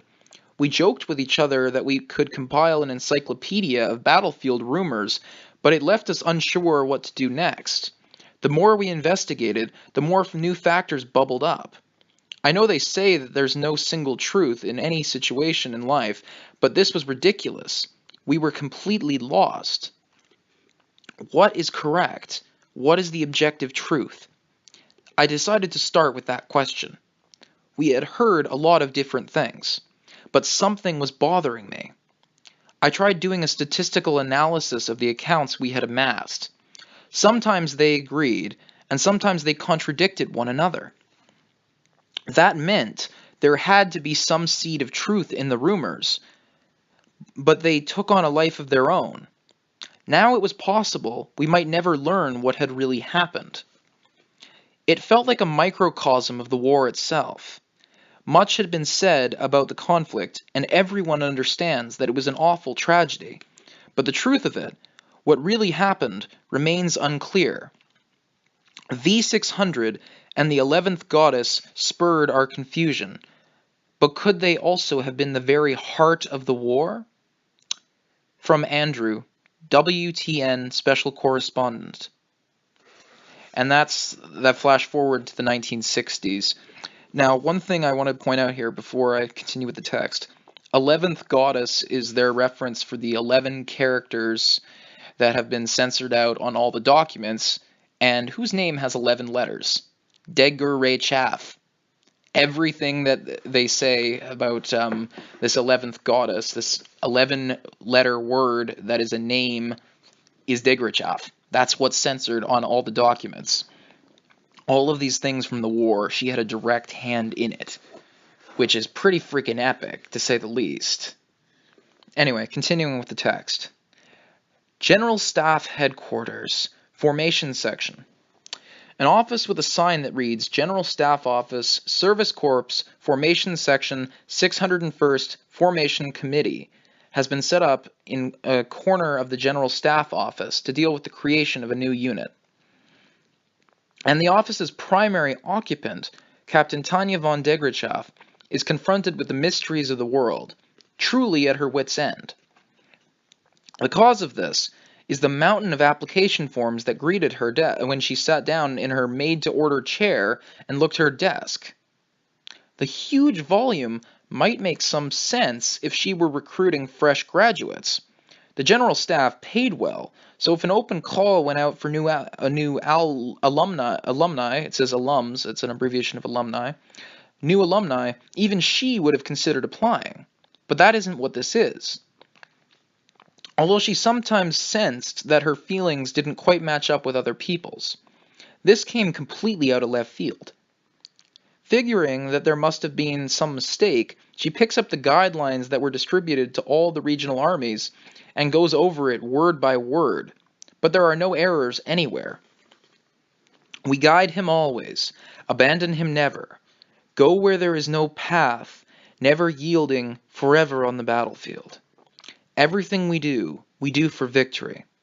We seek mages for the worst battlefields, the smallest rewards, days darkened by a forest of swords and a hail of bullets, and constant danger with no guarantees of survival. To those who return go the glory and the honor. They will be constantly thrown onto the front lines, and the last to fall back in a retreat. It's a declaration of a perpetual battlefield where they will have to force their way into the enemy's lines even when it is impossible to survive, with neither surrender nor retreat as options. And for taking on the toughest battles, she wrote honestly that there would be minimal reward. Surely, she had more than fulfilled her duty of explanation. She even wrote about forests of swords and hails of bullets. The fact that if applicants let down their guard for even 1 second, they would be dead. The notion did say that those who survive would be granted medals or whatnot, but that's practically the same as saying they would get nothing at all. No matter how she looked at it, it's as good as saying, "Please join me on a one-way tour of hell. Thank you very much." Common sense told her that no one would respond to such a call. She certainly wouldn't have answered it herself, and she was sure most soldiers wouldn't either. That way, she could have stalled for time on the grounds that there weren't enough volunteers. Just a few days earlier, she was marveling that the Service Corps had allowed such an outrageous call for applications to go forth at all. Mages enjoyed top treatment as elites. There was no way they would respond to these ridiculous requirements. It was like sending a wanted ad to Wall Street that read, "Must work uncompensated overtime, no workers' comp, must be able to work weekends and holidays, low pay, no health insurance. Upon business success, employees are granted a sense of satisfaction and fulfillment. Chances of success are extremely thin and results may vary." No one would expect any economist or trader to respond positively to that. When Tanya sent out the brutal job description, she had counted on killing at least 3 months gathering volunteers. And yet here she is, confronted with massive piles of papers that tell her there are enthusiastic applicants from every regional army. It hasn't even been a week yet. Why did this happen? She groans to herself, burying her head in her hands on top of her desk. When she established this office, she requested minimal help from the Service Corps on the naive assumption that the number of volunteers would be small enough that she could handle everything herself. A move she now deeply regrets. It's disappointing that her plan hasn't worked out, but the biggest problem is the mountain of applications is so large that no one could possibly deal with it alone. She fancies herself adept at paperwork, but even she has limits. Unfortunately, it won't be a simple matter to obtain the additional personnel she needs. In a sense, it's a failure of strategy. Improving the situation will make shift tricks improving the situation with makeshift tricks will not be easy. Part of her wants to know what in the world happened to common sense, but regardless, she has to admit that her assumption was seriously flawed. Yes, Mage Captain Tanya von Degrachav, Formation Officer of the General Staff Office's 601st Formation Unit, confronted harsh reality and lost. To begin with, being entrusted with the General Staff Office's far-reaching plan for the experimental creation of a quick reaction mage battalion was unexpected. For Tanya's part, she had simply hoped to gain some insider knowledge by showing her talent to Brigadier General von Zetour by reporting her reading of the situation. Now she suddenly found the brass giving her a battalion to do with as she liked. There were many times she nearly screamed, "I don't understand!" She had murmured the empty words, "As a soldier, nothing could make me happier than to be a part of this." But deep down, the situation made no sense to her. The magnitude of what the organization did for her, this powerful backing, it's incredible. This situation is like those unbelievable sights that make people doubt their eyes. It's so unsettling, she had the urge to put a rifle to someone's head and pull the trigger just to check if this was real.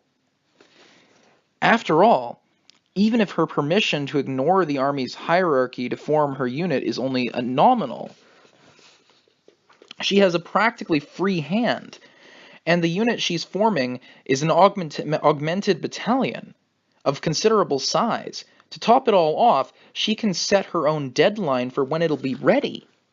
Tanya is at wit's end, mulling anxiously over all of it. When she catches sight of the phone on her desk and remembers something, the busyness drove clear out of her head. She has an adjutant. Yes, she's pretty sure she was given an adjutant. Finally, recalling that fact, she has an epiphany. Can't I use an adjutant as a secretary? And picks up the phone. Adjutant? Adjutant! A week has passed since the little office was established in a corner of the General Staff office. The moment Tanya remembers her adjutant, she picks up the phone and calls for the officer. Her head is completely occupied with thoughts of how badly she needs more people to help work through the mountain of paperwork. If possible, she wants a dozen of those commissioned military police officers, the nagging ones who never miss a detail. You called, Captain? It's the voice of a young woman, one she remembers. It makes her pause, but her brain is completely devoted to paperwork. She responds to the voice from the door half-heartedly, without even looking up. But this lady is reporting for the first time. I should at least look her in the eye. When she raises her head and sees a familiar face looking down at her, she realizes her own features are cramping into a startled expression, like a pigeon hit by a pea shooter. It's not part of her usual repertoire. It's been a long time, Captain von Degrachav. Second Lieutenant Victoria Ivanova Serebrikov reporting for duty. The woman snapped off a perfect salute in front of her with one of the first subordinates. The woman snapping off a perfect salute in front of her was one of the first subordinates Tanya had ever had. As she returned the gesture, Tanya checks the rank insignia on Serebrikov's shoulder and sees she is indeed a second lieutenant. She must have completed the accelerated officer training program and been promoted. After reaching this conclusion, Tanya finally lowers her arm. It sure has, Lieutenant Serebrikov. Oh, belated congratulations on your promotion. Thank you, Captain. It's a mild surprise to meet such an unexpected person in such an unexpected place. So you're my adjutant? Yes, ma'am. I see. So the higher-ups are being awfully considerate. Assigning an adjutant of the same gender was already quite thoughtful. She isn't planning on having her handle any personal matters anyhow. but she appreciates the thought that a woman would make things easier on her, even if the gesture is somewhat unnecessary. In any event, Tanya was merely hoping for a competent adjutant. She's more than happy to have miscalculated. With an adjutant who is not only competent, but also warrants a measure of trust, working will go much smoother. She's capable, so luckily I can afford to work her hard. Okay, Lieutenant. I'm sorry for the trouble, but I need you to go tell the commander of the guard that I want to borrow a few MPs. Really, she wants a phone line directly to the military police office, but for some reason, phones that can reach outside lines aren't allowed at personal desks in the Army General Staff office. Maybe it's about maintaining secrecy, but it's tiresome. Maybe they just don't want to bother putting in a switchboard. God only knows. Understood, Captain. How many MPs should I ask for? However many are available, but I would like a dozen if possible. Got it. I'll contact them right away. The interaction went so smoothly that Tanya felt a smile tug at her cheeks. She's annoyed by the amount of work she has to do, but having a useful subordinate will reduce her burden quite a bit. Of course, she can't really say that until they have assembled some manpower. In any case, she has to deal with the fact that there are too many volunteers. She takes a breath and gives the list a determined second look. Closer inspection reveals that, for some reason, it includes applicants from the Western and Northern armies, even though she was instructed to choose applicants from forces that are not currently engaged. Given the work involved in sorting through all these applications, it's probably an administrative error. Thinking along those lines, she hits on the idea that the way to fix the problem is to reissue the call for volunteers. Her plan is to consider all the applications void on bureaucratic grounds and put out a new notice. Right, I'll have to go see the Brigadier General right away. She starts counting her chickens, thinking about how just protesting the number of administrative mistakes will buy her plenty of time, but she only gets halfway to her feet before she realizes she's being too hasty. Wait. You haven't thought this through, have you? She originally put the call out on the assumption that no one would respond. The urgent demand for combat potential and strict requirements would mean she had to scrutinize those few applications, which was supposed to buy her time, but then a huge number of people applied. There's a real danger of being accused of taking too much time on the mountain of paperwork if she gets too picky. So Tanya considers it would be smarter to form the unit as soon as possible, and then try to drag out their training as long as I can to turn them into a sturdy human shield. For her own safety, the more time she has to prepare these new subordinates who will protect her, the better. I'll just pretend I didn't see the applications from the West and North. At the end of my strict screening, I'll decide to let them off this time. Lucky them. They were probably forced to volunteer anyway. They would be just as happy getting passed over and not sent to vicious battlefields where no one in their right mind would want to go. In other words, the best outcome they could hope for was not to be chosen. Overlooking them would surely count as secret good deeds. I can actually take advantage of the fact that there are so many applicants. She'll put up hurdles to ensure she creates the best possible unit. It'll end up taking a while to form, but still remain a high level of quality.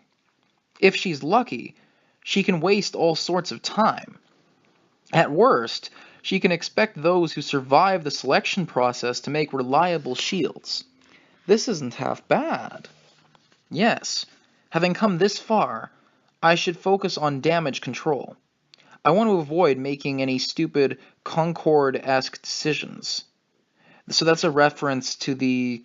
it's one of two things. It's either a reference to the Concorde, which was one of the first supersonic commercial jetliners that was designed and set up basically as a company to get people from Europe to North America in a matter of hours. Like, in terms of commercial flight, supersonic flight, it was expensive as hell. It burned a lot of fuel. It was very inefficient in terms of fuel consumption and other things. But you got from A to B obscenely fast and in luxury.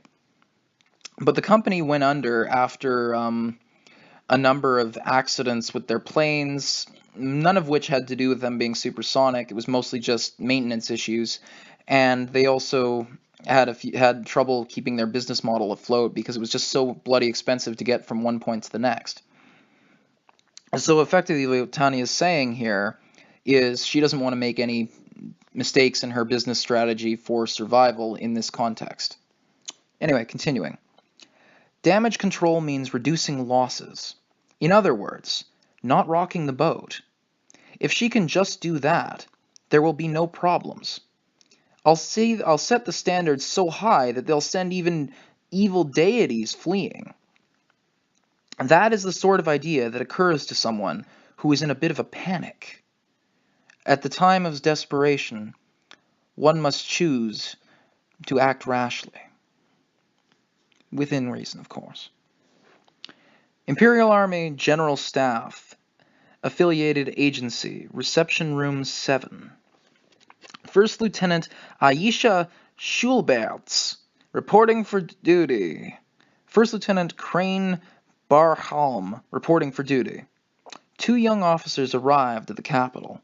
Summoned from the Eastern Army, the 601st Formation Committee base had been set up in the suburbs of the city, and they arrived at 11 o'clock sharp, just as instructed.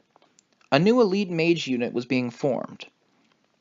The applicants had been told to introduce themselves, and the ambient pair, eager to do their duty, announced their names and ranks with spirit. Thank you for coming. I'm Colonel Gregorio von Turner, head of the 601st Formation Committee. He eyed them over the desk in front of him, as if he could see through to their souls, and his battle-hardened aura made the 2 firm lieutenants straighten up unconsciously. The colonel's gaze froze them in place, but then he nodded as if in acceptance. I'm sure you've both been informed of the day's schedule, but there's been a last-minute change of plans.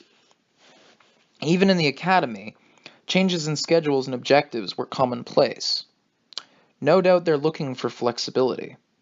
After reaching that conclusion, the 2 lieutenants focused their full attention on the colonel so as not to miss a word. Scrap what you were told about reporting to Training Ground 7 by 1400 today. The 2 of you should head to the 6th Aerial Combat Unit's headquarters on the double. On the double. They figured that was the important part. It had to be a test of how quickly they could respond to urgent orders. Furthermore, this goes without saying, but you're both required to maintain confidentiality with regards to the selection process. A duty of confidentiality. That makes sense, they thought. They began considering how they could travel given they had to maintain secrecy. The city limits were a no-fly zone, but they could probably use regular transportation. Basically, that meant a military vehicle, ideally one associated with command or the military police. I warn you, if there is any question about your ability to maintain secrecy, you will find yourselves returned instantly to your original units with a note on your record. Sir, they both replied. He had hardly needed to warn them. They quickly withdrew and began conferring with each other. The 6th Aerial Combat Unit's headquarters? Sorry, but do you know where that is? Yeah, no problem. I'm pretty sure they're stationed at the Augsburg Air Base. Barholm had never heard of the unit or its headquarters, but luckily, Schulberts knew it. Augsburg Air Base was located on the outskirts of the imperial capital. As she recalled, it was home to a transport unit capable of handling a large-scale mission. No doubt, an elite unit would want some connection with the Air Force, and a base on the outskirts of the city would make the most sense from the perspective of maintaining secrecy. So it's on the outskirts, then. How are we going to get there? I wonder if we can requisition a military vehicle somewhere. The reasoning was simple to understand, even for a couple of young first lieutenants. But that left them with the challenge of how to obtain a military vehicle. Sadly, they were currently attached to the Eastern Army. They had absolutely no authority to give orders to other units, leaving them with limited transportation options. And given the confidentiality stipulation, if they showed up at the base in a civilian taxi or the like, they would no doubt be turned away. The MP unit attached to General Staff the MP unit attached to General Staff should have vehicles. Maybe they can lend us an extra. Thinking quickly, Schulzberts came up with the idea when she saw an approaching MP saluting them. She trotted over, confirming the officer was with the unit attached to the General Staff. She was sure they would have a vehicle of some kind, and since it would come from the General Staff, there would be no issues with secrecy either. "Sergeant, could I trouble you for a vehicle?" "Of course, Lieutenant. No trouble at all." The response came just as soon as she asked. Pleased with the efficiency, the pair said their thanks. The MP saw them off with proper salutes, but the moment the car was out of sight, they all laughed in disappointment. Their assignment was to see off those who had been tricked and would be flown back to their bases. But there were just so many of them. "What is this, the 14th pair?" he mused. "Man, that's a lot. How many more are there today? I think I heard 5? I think I heard 5. They had already been asked for a vehicle 14 times, and that was just that day. Their superiors had ordered them to march around in a visible way. If there were only 1 or 2, they could have chalked it up to bad luck, but with this many, the intentions of the examiner were showing. "Oh man, I thought at least 4 pair would pass." Could they really not notice they were being tricked and sent back to their units? Those 2 earnest young officers would undoubtedly be put on a transport departing Augsburg and headed back east. It looks like 3rd Platoon was right. 3rd Platoon had bet that no one would pass. 1st Platoon had bet on 4 pairs passing. Incidentally, 2nd Platoon, which had banked on at least half passing, was already out of the running. Please, somebody pass. Thinking of the bottles they stood to lose, okay, so they're gambling with alcohol. Thinking of the bottles they stood to lose, the MPs prayed fervently for the applicant's success. They weren't terribly religious, but they felt like leaning on God to win this bet. No disciple is so pious as a gambler. Imperial Army General Staff, Affiliated Agency, Reception Room 7, 2 days later. "You're saying that V601 was just propaganda all along? What kind of bullshit is this?" A young 2nd lieutenant was shouting in protest, spittle flying at this outrage. His clenched fist looked ready to pound the desk at any moment. He had rushed there in hopes of helping the Western Army Group, which were still hard-pressed, only to discover that the Eastern Army was being given a propaganda assignment? Everything about his body language made it clear that he thought this was ridiculous. "Calm down, Lieutenant. Believe me, I wish I could tell you otherwise." The major facing him bowed his head apologetically. Yes, a major was effectively apologizing to a 2nd lieutenant. He was equally concerned about the situation, but even if he couldn't say the words, "I'm sorry," to the 2nd lieutenant, he could express it sincerely through his gratitude. "So you're telling me to just keep my mouth shut and go home? Is that what this is?" "Unfortunately, I'm thrilled at your eagerness. If there's ever an opportunity, I hope that you will volunteer again." The major sounded genuinely sympathetic. Maybe something in his voice reached the young officer, because he relaxed his fist, gave a perfect salute, and bowed upon exiting. "By your leave, sir." No sooner had the lieutenant closed the door than the image of the major wavered and then disappeared. At the same time, chairs that had been concealed with optical formulas appeared behind him. The young second lieutenant never had the slightest idea that he was being watched while he was saying his impassioned piece, and that why the observers were heaving deep, and that was why the observers were heaving deep, defeated sighs. And this really makes me want to work out optical formula countermeasures already, spat a commissioned officer bitterly. He was one of several who had appeared where there was only a wall a moment before. They had been watching the same monotonous third-rate production all day, and they weren't very happy about it. In the test they were observing, morons prattled on without noticing the deception. Unfortunately, their frustration was understandable.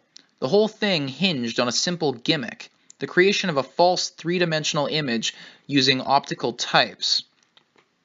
They would project the image on a non-existent person behind a desk in a corner of the room, then just fix up the rest of the room with camouflage and optical formulas to hide any weirdness.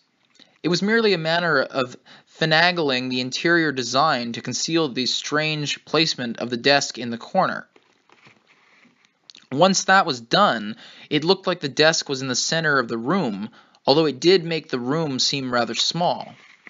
In the remaining hidden space sat the high-ranking officers, watching everything with obvious displeasure. The second lieutenant had been so sincere, only to have his ambitions betrayed. He had been putting on a one-man show for the distinguished panel of assessors. Their conclusion was that being a mage didn't guarantee cognitive ability, even on a more fundamental level than common sense.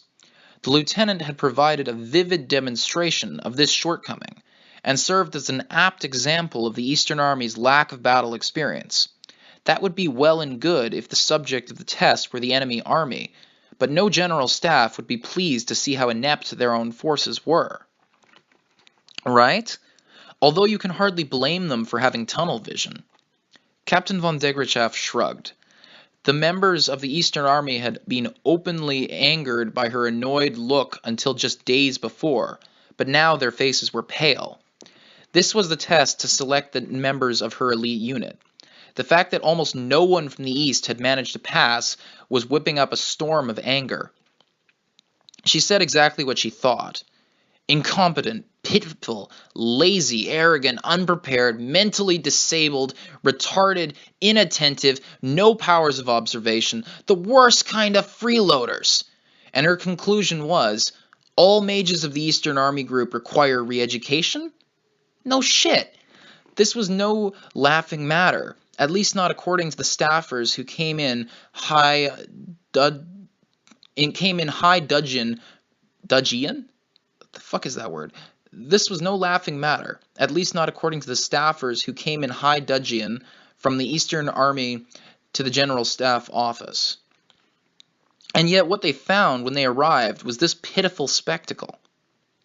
Rather than tell you about it, I think it would be quicker if I showed you, Captain von Degrachaff had said, cordially inviting officers who sympathized with the complainers to be proctors. The test was simple. If the subject could see through the basic optical trick, they passed. If not, they didn't. The image projected in front of the applicants had no physical form.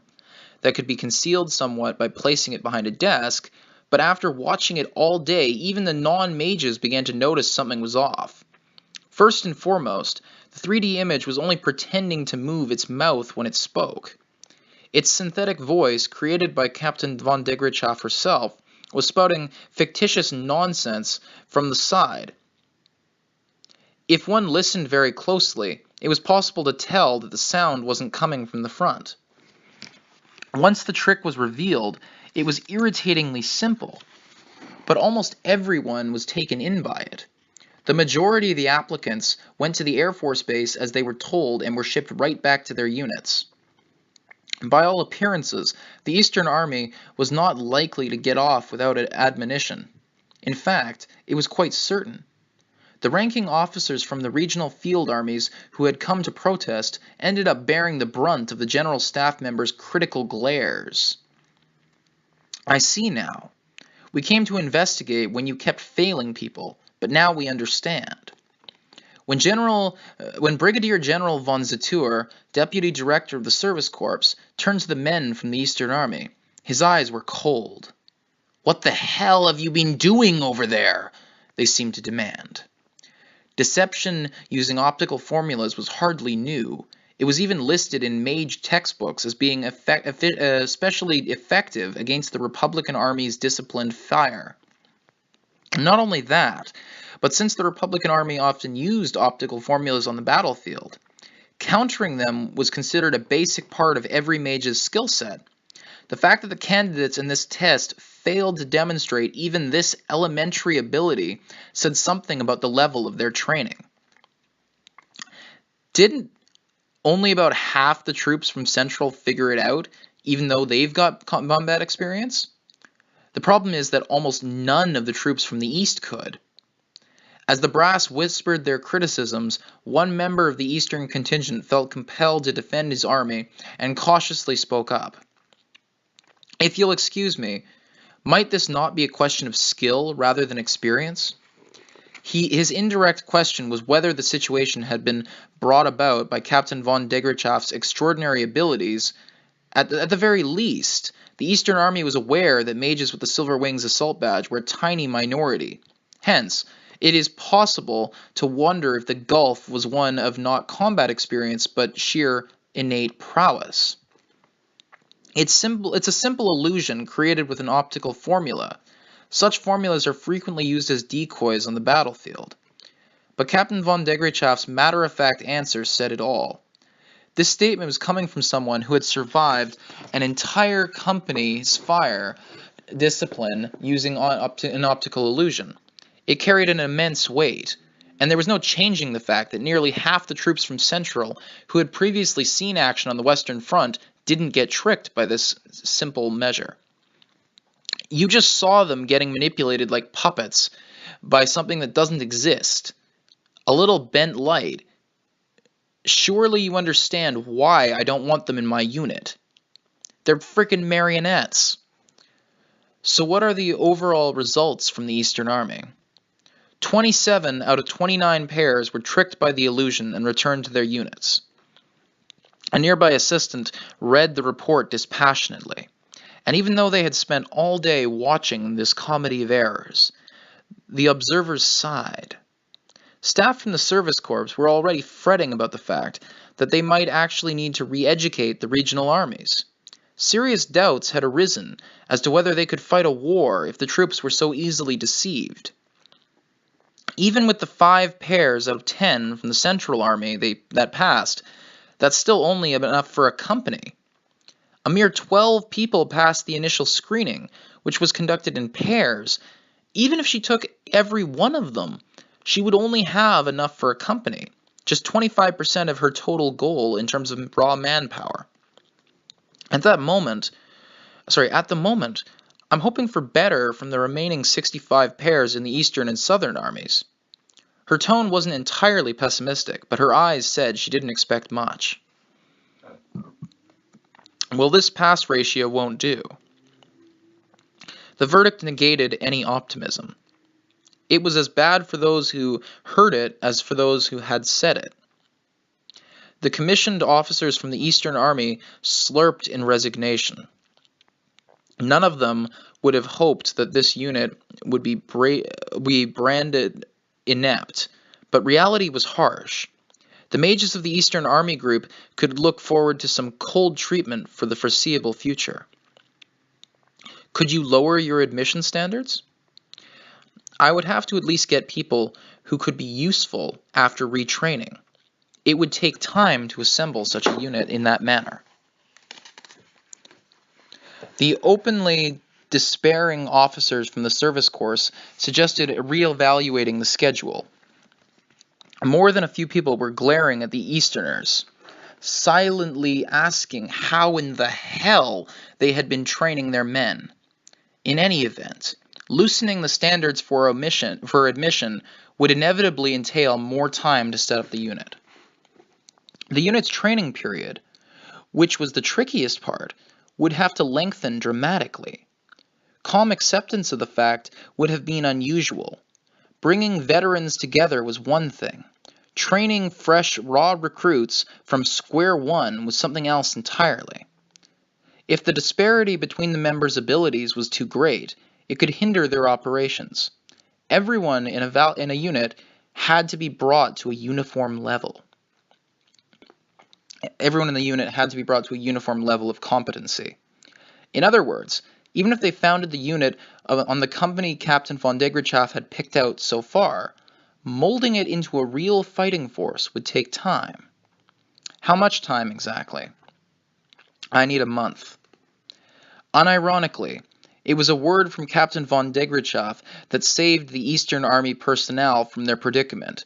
When she said a month, all attention suddenly gathered on her. The Easterners completely forgotten. Selecting and retraining a unit normally took a terribly long time. Yet she made this bold claim in front of an assembly of high-ranking officers as if it were no big deal.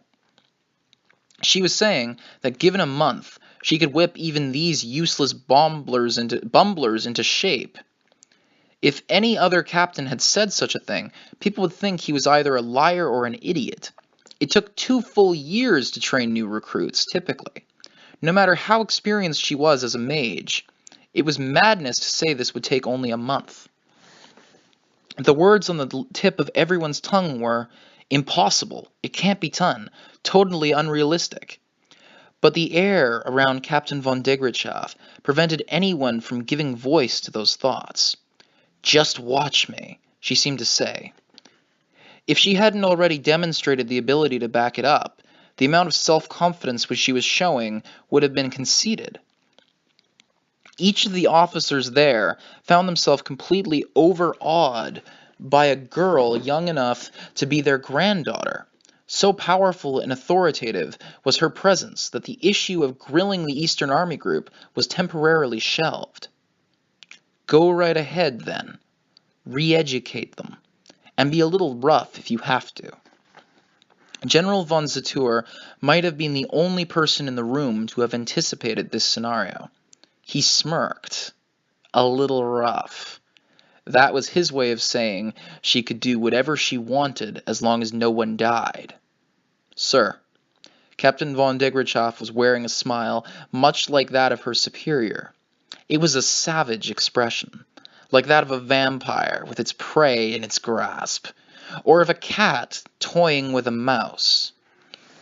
Send today's minutes to the instructor unit as well.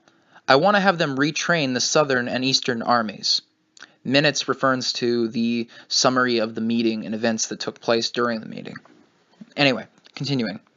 And they were efficient. General von Zetour gave the command almost as an afterthought, but it was indicated that he had no intention of letting the matter of regional army quality rest. Rather, he intended to thoroughly correct the problem. This does not bode well. Going forward, we need to make sure everyone is on the same page with regards to training. Imperial Territory, Alpen Mountains, Zugspitze Training Grounds. O Lord, show me the way to guide my flock of sheep. 8,000 feet, a height that shatters everything we thought we knew about being aerial mages. The voice that rings out is serious. Anyone who has the slightest thought of resisting has had it trained out of them. Now we are like obedient sheep, driving our half-dead bodies to fly onward. No, we are forced to. I'm partly focused on the tightness of my lungs as I gasp for oxygen, but I still retain just enough concentration to control my orb. This all started, if my fuzzy, rather unreliable sense of time is correct, something like 5 days ago. I'm going to give you all a choice. Either shoot me down, or enjoy your training. Our bodies exhausted, we were sleeping like the dead. At least we had beds, which was better than my time on the Rhine front lines. I thought maybe this was a kinder side of Captain von Degrachaff. But after I let down my guard and went to sleep, I was awoken by a magical assault that blew the entire barracks away. We immediately grabbed our orbs and trowels and put out our defensive shells. When we crawled out of the wreckage, we were met with Captain von Degerchaff's fierce grin. I had gotten used to that smile on the Rhine battle lines, but to encounter it first thing upon waking was worse for my heart than on one of Elia's pranks. The bayonet of the captain's rifle looked as happy as a vampire on the hunt, glistening in the twilight. It seemed to be waiting impatiently for some mage to carelessly pass out in front of her. Despite the darkness of the night, it glimmered in the moonlight. She fully intended to attack when she saw an opening. If the vast amount of magical energy in the computation orb she wore was any indication. Have I gotten your attention? For the next week, all of you will be conducting mobility exercises here on Training Ground B113, or B113. 3 points were marked on the map we have been given. According to the outline of the exercise, as soon as it began, we would move as quickly as possible to the first checkpoint. The time limit was 48 hours. It didn't matter how we got there. What mattered was that we not fail. Marching was basic. We did plenty of drilling in the cadet corps. I could have done without the observer-assisted shelling and magically guided fire bombarding us whenever our mana signals were detected. It was extremely difficult to march while concealing the signal of a mage produced. I was no exception, even though I had gained some experience with it on the Rhine lines. After all, our barracks had been blown to smithereens. Our only remaining possessions were whatever we had on us when we hastily used our defensive formulas. We barely even had any water, and now we had to march without relying on magic? An actual battle would have been easier. It made me want to cry. But when we somehow made it to the second waypoint, we received orders to begin an optical interception. Word was the artillery had too much free time on their hands, so the training program was being changed. Everyone, I'm quite happy to see that not one of you has dropped out.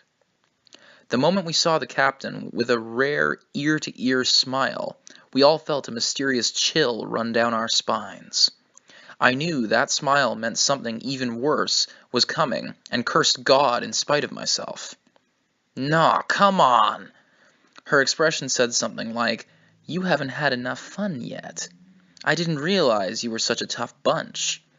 Or seems like I can make this a bit harder. Curse you, God, you bastard." We have no choice but to come to terms with the fact that she would be kind enough to step up the training regimen according to our ability. You are all so good at this, you've left the artillery with ammunition to spare. The rest goes without saying.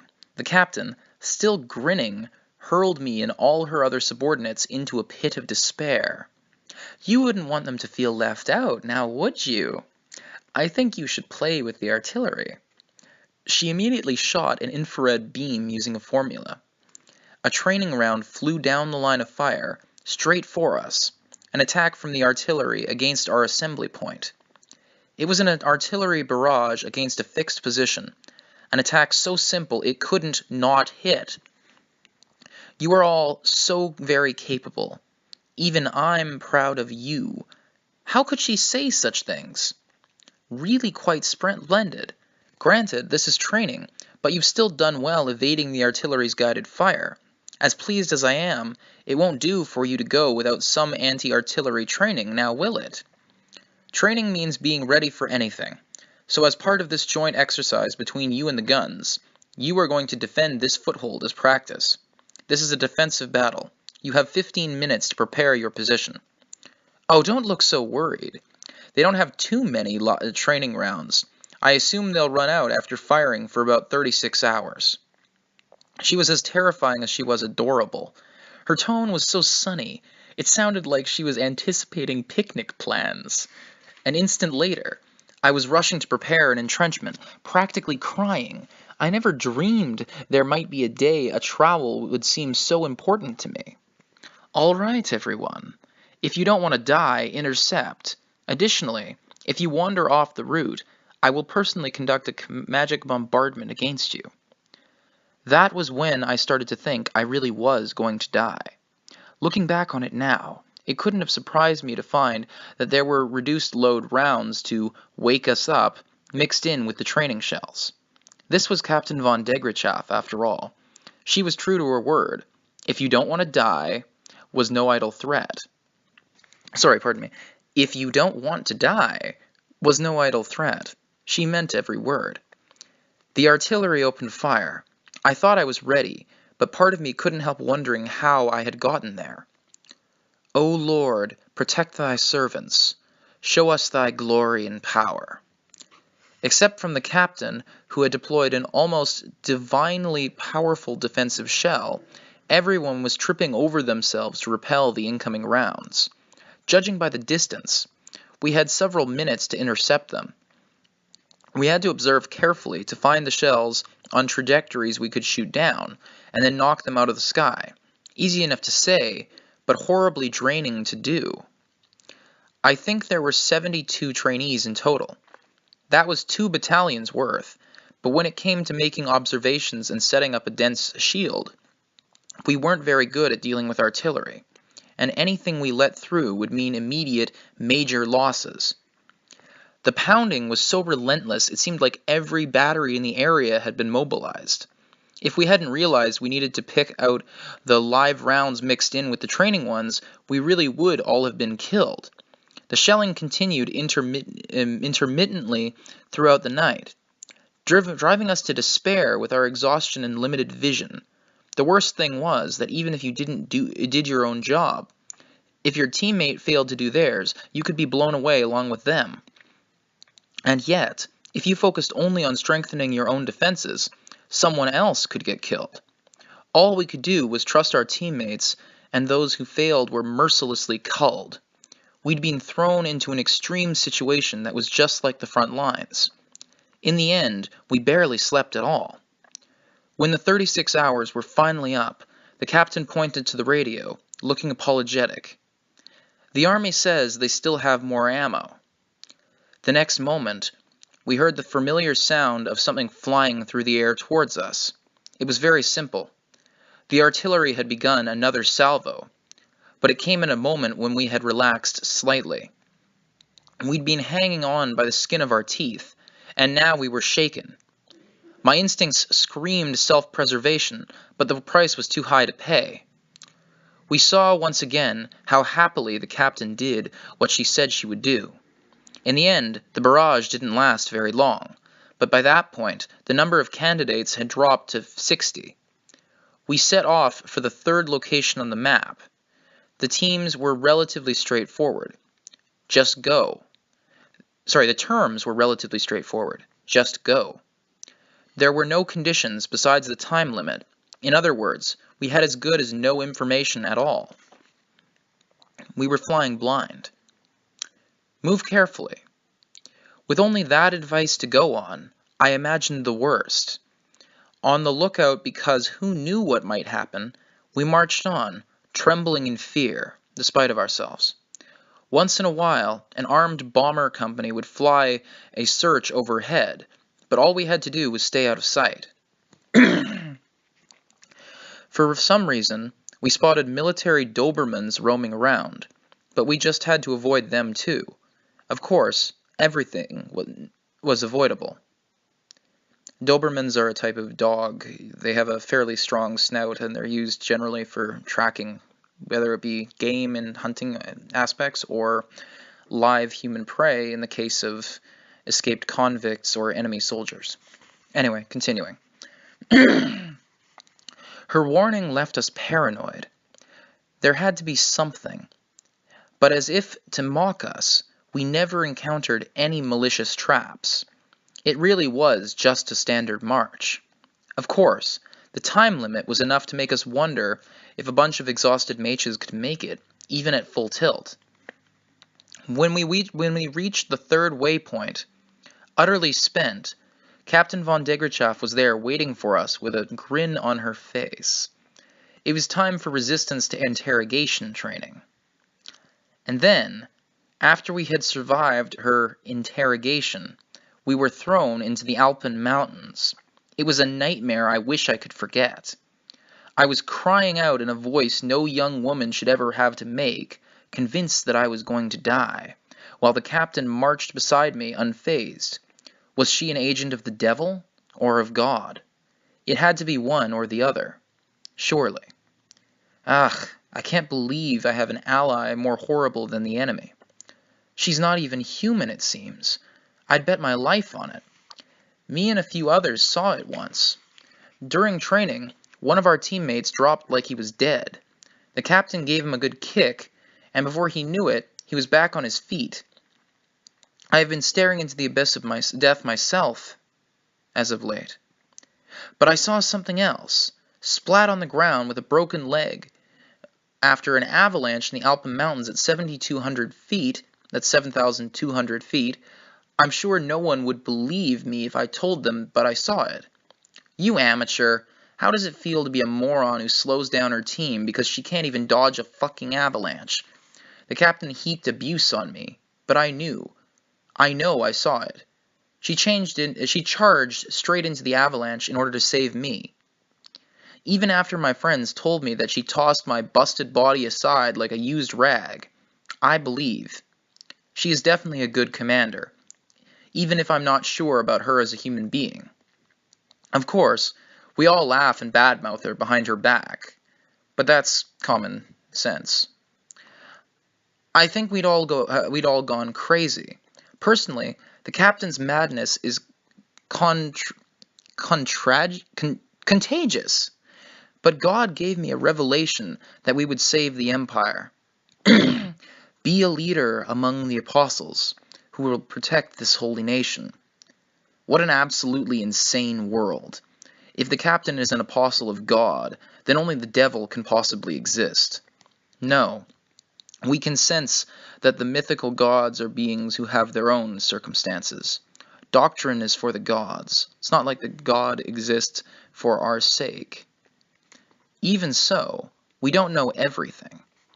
If it's possible to create elites in just a month, yeah, all you need is a little common sense to know that. Sorry, I'll read that paragraph again.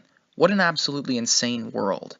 If the captain is an apostle of God, then only the devil himself can possibly exist. No one can sense that the mythical gods are beings. No, we can sense that the mythical gods are beings who have their own circumstances. Doctrine is for the gods. It's not like the gods exist for our sake. Even so, we don't know everything. It isn't possible to create elites in just a month. Yeah, all you need is a little common sense to know that. But I said I would do it in front of a group of high-ranking officers. There's no taking it back. This is Tanya speaking now. Under normal circumstances, failure would be a major problem. It would damage my career, maybe even lead to a punitive posting to the front lines. But if I can lead them to the conclusion that the candidates were such low quality that even I couldn't teach them anything, the reverse will be true. I'm guessing they would want to cover things up, try to pretend none of it ever happened. The Service Corps has authorized me to go to extreme measures. If I train them as mercilessly as I can, push them to their absolute limits, they will surely give up and lose all hope. Then this will end with everyone else getting called gutless quitters. I've come through unscathed. Hence, I'll borrow training methods from every special unit known to military history. The American-style stuff included water acclimation training, but we'll do even harder attitude acclimation training. I'll make them give me all they have. When that phase is over, next will be the infamous Hell Week, a total of 4 hours of sleep in 4 days. It's a cruel method, but when you push people to their breaking point, you find out what they're truly made of. Mages are capable of compartmentalizing, but there are limits. I'm doing this for a just cause, purging any fools who value themselves over their comrades. I'm not eager to abuse my subordinates, of course. I'm not so weak-minded as to take pleasure in meaningless violence. Even every vicious act will have meaning and a rationale, or I wouldn't commit it. That's why I welcome dropping out at any time. In fact, I wish they would hurry up and quit, damn it! I'm sure they want to escape this pressure, so they should choose to leave. Anyone who makes it through Hell Week goes straight into a week of SERE. That's an acronym for something. I'm not entirely certain what it is. Of SERE, SERE. But I'll throw them out on a long-distance, no-magic march through the Alpine Mountains for a week. Of course, only the absolute minimum sleep and rest will be allowed. I'm basing it on the worst battle conditions on record. How about half-water rations? They won't be allowed to carry food, of course. And using their computation orbs will be an instant fail. They'll only be allowed to use a knife, one for every 2 people. Perhaps it makes sense if I explain it as a general staff trip, only harder and more elaborate. Anyone who can't cross the steep Alpine mountains in 7 days is out. And that's quite a challenge even for someone who is in good health and properly outfitted. If anyone makes it under these conditions, I must be cursed. But all I have to do is mercilessly fail anyone who makes the slightest error. Then things should turn out more or less the way I want. And just in case they don't, I've prepared foolproof insurance.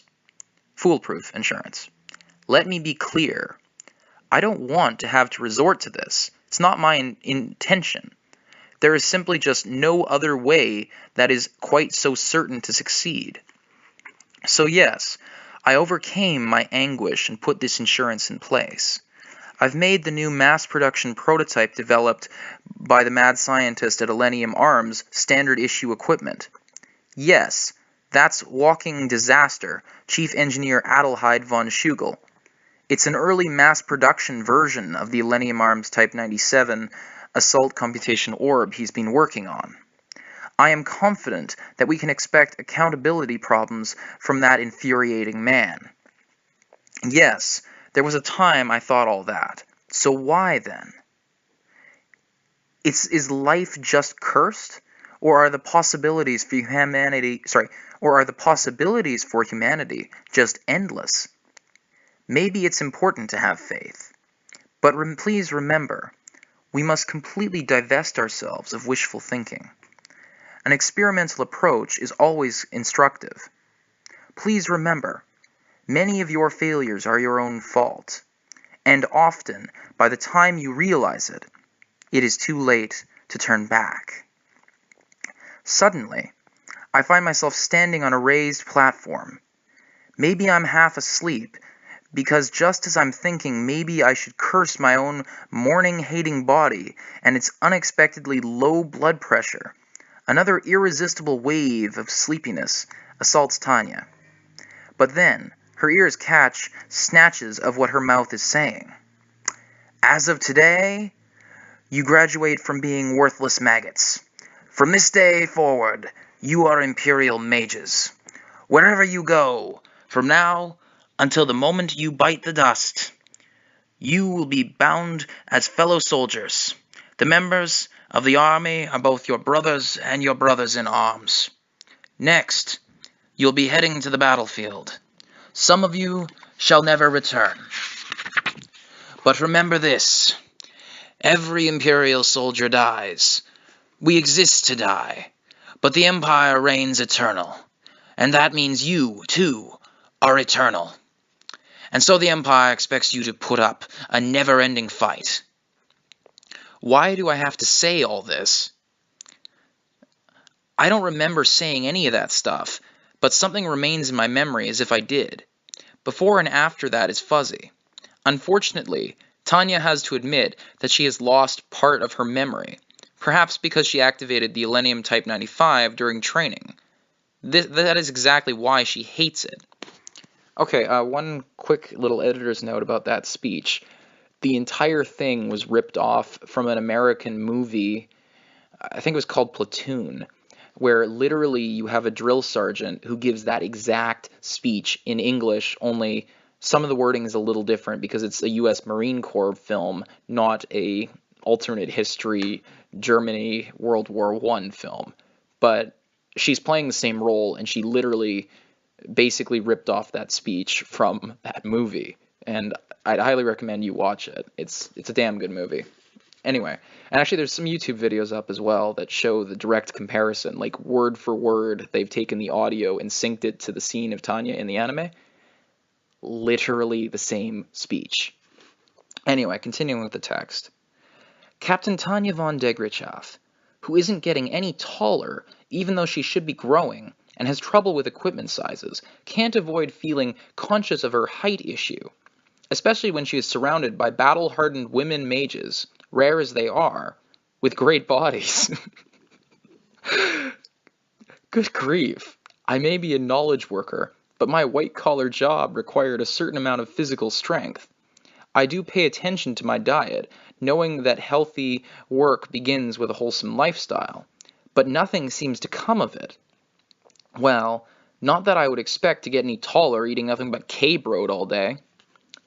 In other words, if as an individual I want to avoid wasting my efforts, I have to grow up. That's what brought me to the military doctor, to find out why I wasn't growing, even though I should have been. It's true. Before I knew it, I was even asking the doctor what I should do to get taller. The military doctor advised me that my growth had been stunted because of balance issues between my muscles and training. If I addressed that, got plenty of sleep, and ate well, I would grow, she said. The smile she gave me left me suspicious. Immediately after, I was seized by an impulse to take my rifle and blow my head off to get rid of those memories. Naturally, she didn't follow through on that one. She was an awfully chubby doctor for a woman.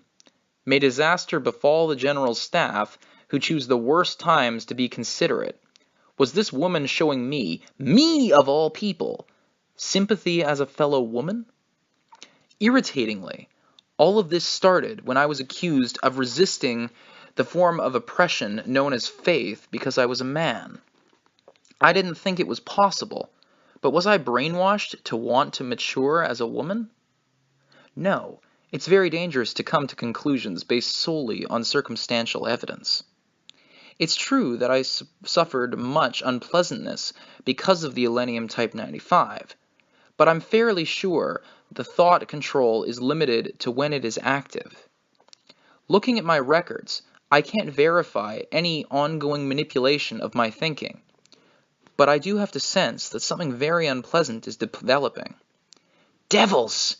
Do you, all of you, mean to trifle with my identity as a freedom-loving individual? As a freedom-loving individual? There we go, that's better. The next thing I knew, there's a rosary I had no memory of ever obtaining lying around my neck. The Holy Mother, Mary. Yes, you see her in churches, I understand. I've often seen the sisters handing them out, but I only ever watched. Stop fleeing and face reality. Why do I have this unfamiliar rosary? For that matter, when did I start losing my memory? This is bad. I really can't trust my memories. For something I got from a church, this thing looks awfully well used. You could say it has a sense of history around it, a presence. To be blunt, it seems like the sort of thing that, in my world, the church would keep as a holy relic, to the point where I wanted it so far away from me as soon as possible. If I had my wish, I would donate it somewhere, anywhere. This kind of thing starts to get terribly heavy hanging around your neck. I know I trained those candidates. It's also true that I intended to pass no one at all on the pretext of a difficult selection process. My memories of that month are clear. Bitch!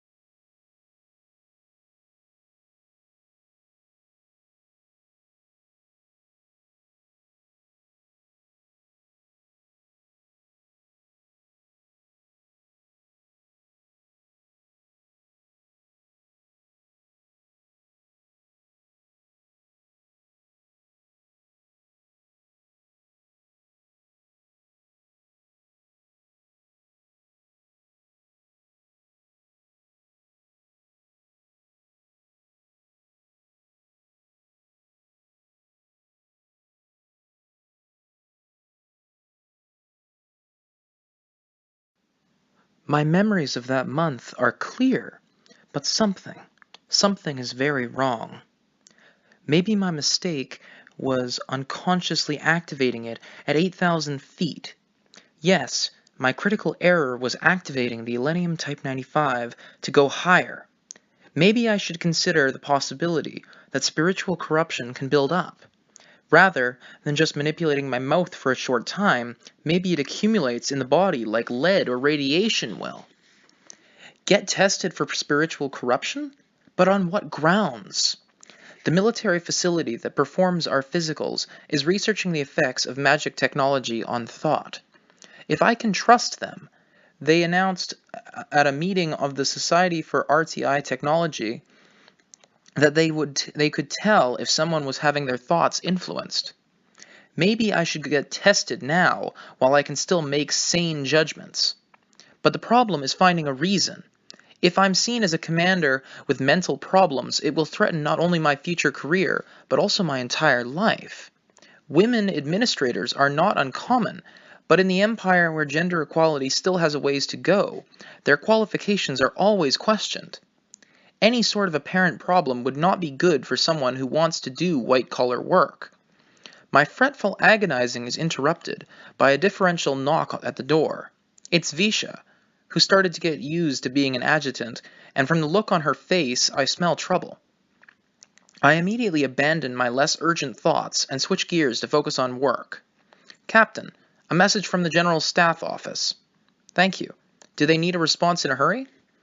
If it's some pointless errand, I want to take my time with it, if possible. Yes, ma'am. There's someone waiting for you. What? After taking a glance, I snatch up a pen and read the military telegram more closely. It's from the General Staff. I'm being ordered to finish assembling my unit and deploy immediately to a base to the southeast. Top priority. Captain von Degrichaff. Is something the matter? It's too soon. It's still way too soon. Lieutenant, get the General Staff Office on the phone. I order the uncertain second lieutenant to ring the General Staff, but at that moment, as if they expected me to do that, a high-ranking staff officer appears. No, they definitely knew, which is why they sent him from the General Staff Office to talk to a mere captain like me. That won't be necessary, Major von Degrichaff. Colonel von Legren, I didn't know you were here. It's my acquaintance, Lieutenant Colonel von Legren. He's sensible and a good soldier who is against sending children to the front lines. Yes, congratulations on your promotion, Major. I've come as an envoy. I expect you have a lot of questions for us. The Lieutenant Colonel delivers this unofficial announcement as though it is already settled. I'm not unhappy to know that I've been promoted, but I smell trouble. A high-ranking official would normally never come from the General Staff Office just to deliver the promotion papers for a simple battalion commander. Thank you for your concern, Lieutenant. Please, leave us. Yes, ma'am. Excuse me. That was directed at Visha, telling her to leave so they could talk privately. Continuing. I immediately dismiss all third parties, including my adjutant. I want the room to be as private as possible when we get down to business. My promotion. I suspect the battalion would intuit what it means. To put it another way, the battalion has to get ready for combat. Can I buy some time by saying the unit lacks discipline or hasn't gelled yet? What the fuck does gelled mean?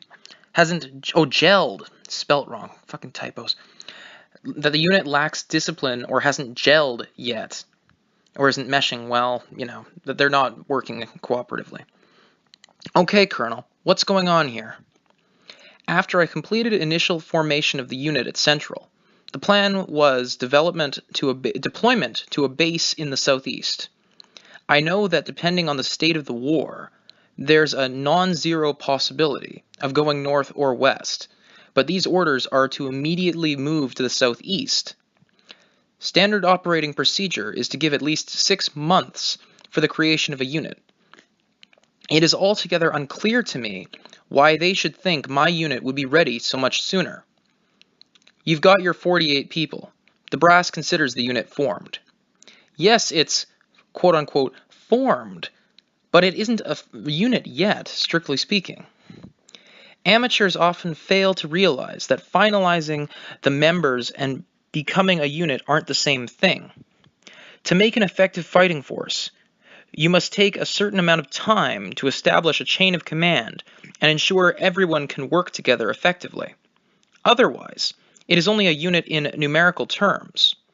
Politicians, soldiers aside, this is the general staff's job, so I would expect them to understand. That only makes it all the more terrifying.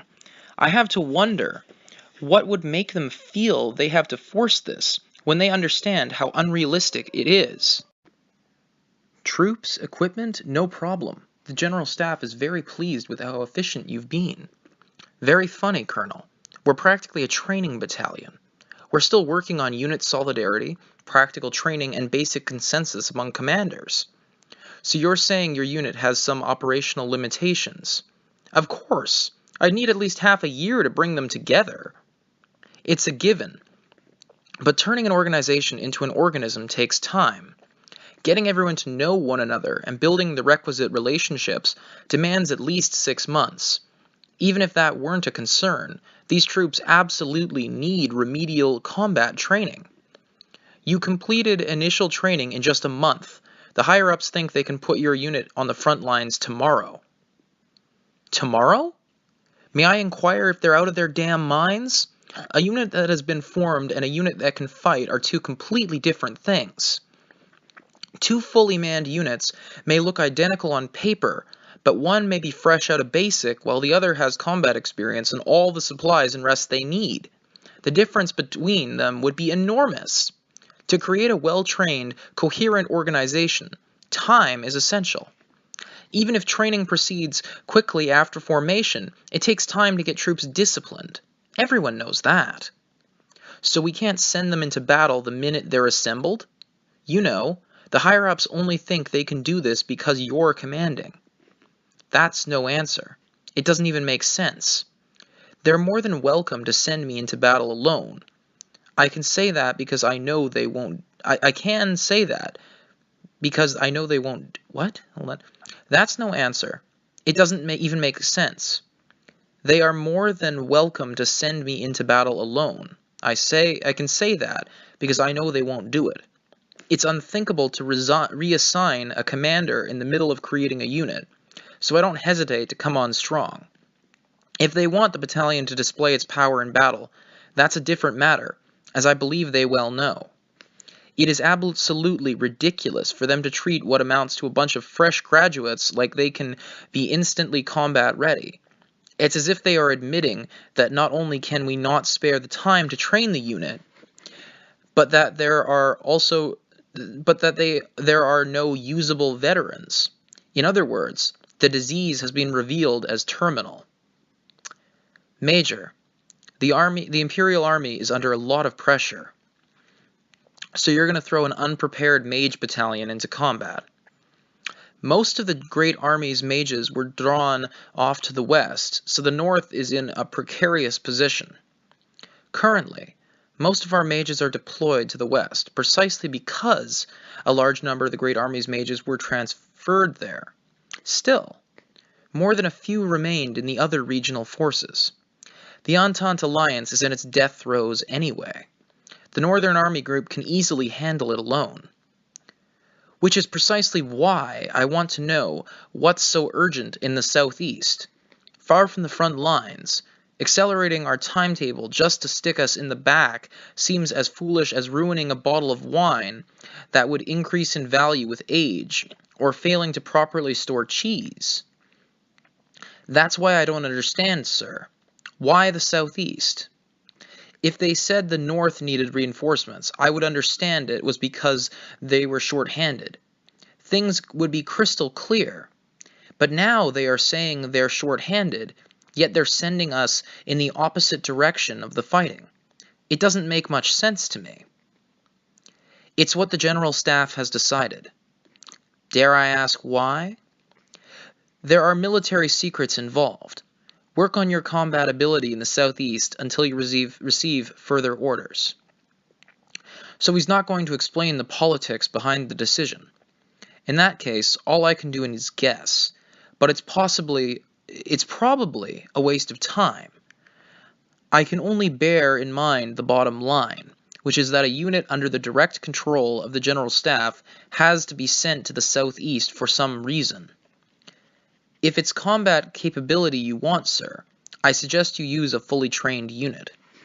I presume that you are already above average. Colonel von Legren, I feel compelled by the duties of my office to inform you that it is too soon to deploy this unit, and that doing so could hinder their preparations to fight in a useful way.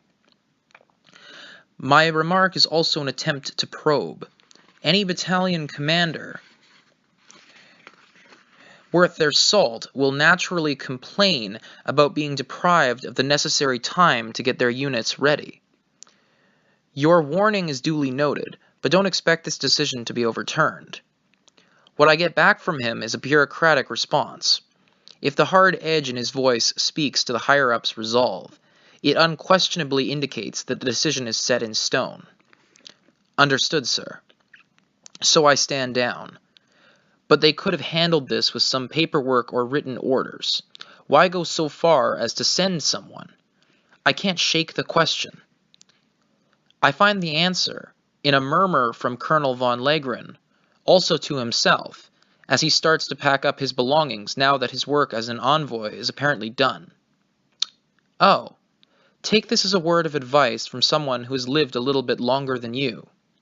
Since you'll be going to the southeast anyway, why not take the time to learn Dacian? Huh, Dacian, sir? There's never anything to lose by learning a new language, especially for us soldiers. That is true as far as it goes, but why Dacian specifically?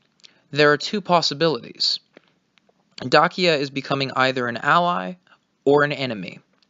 If the Dacians are going to join us, we will have to be able to communicate with them. And if they are going to fight us, it will be useful in garnering intelligence.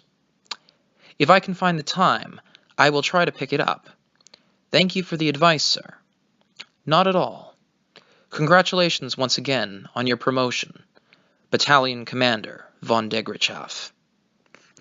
September 24th, Unified Year, 1924, Transylvania Region, Tyrau County, Imperial Army Field Maneuver Area.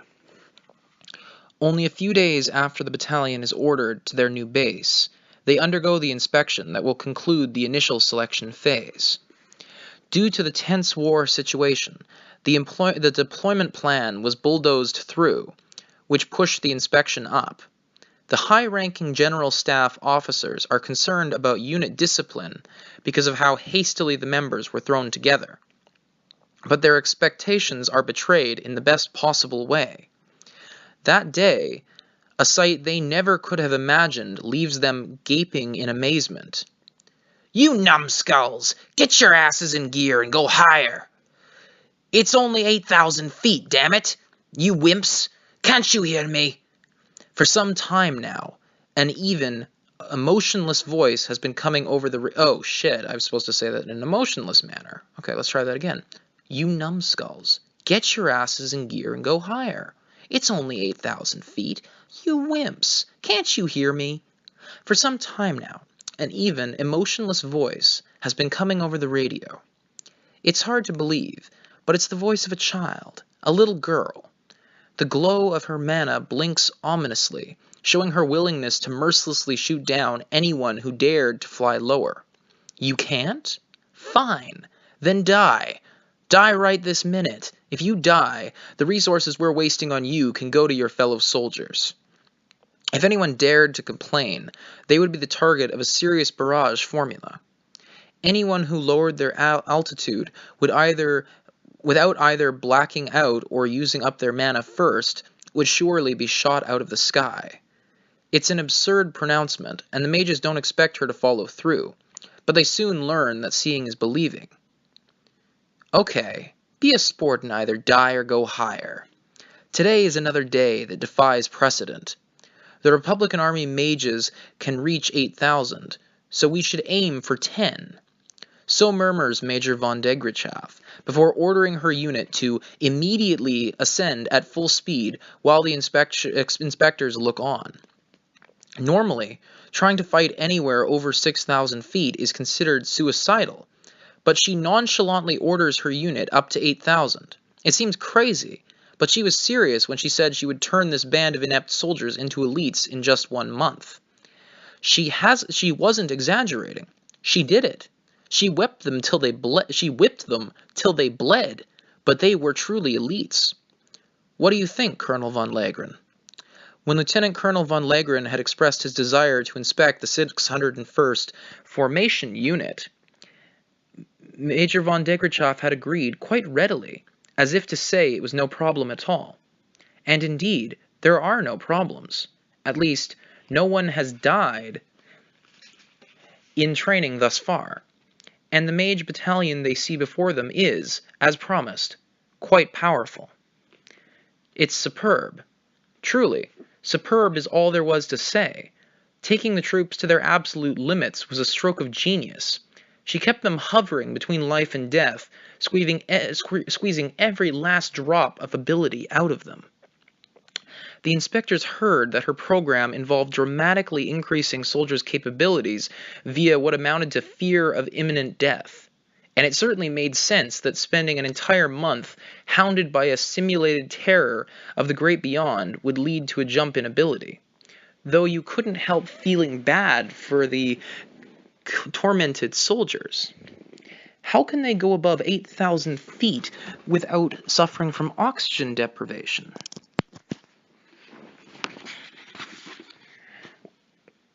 They don't have any oxygen tanks either. The technology officers in attendance are shocked for a different reason. Granted, this is training, but they make the approach to 8,000 feet so calmly. It has to be Major von Degrichath. They wouldn't be surprised to see her flying at 12,000 feet, but it is significant that she is able to get her troops to fly so high. Oh, it's quite simple.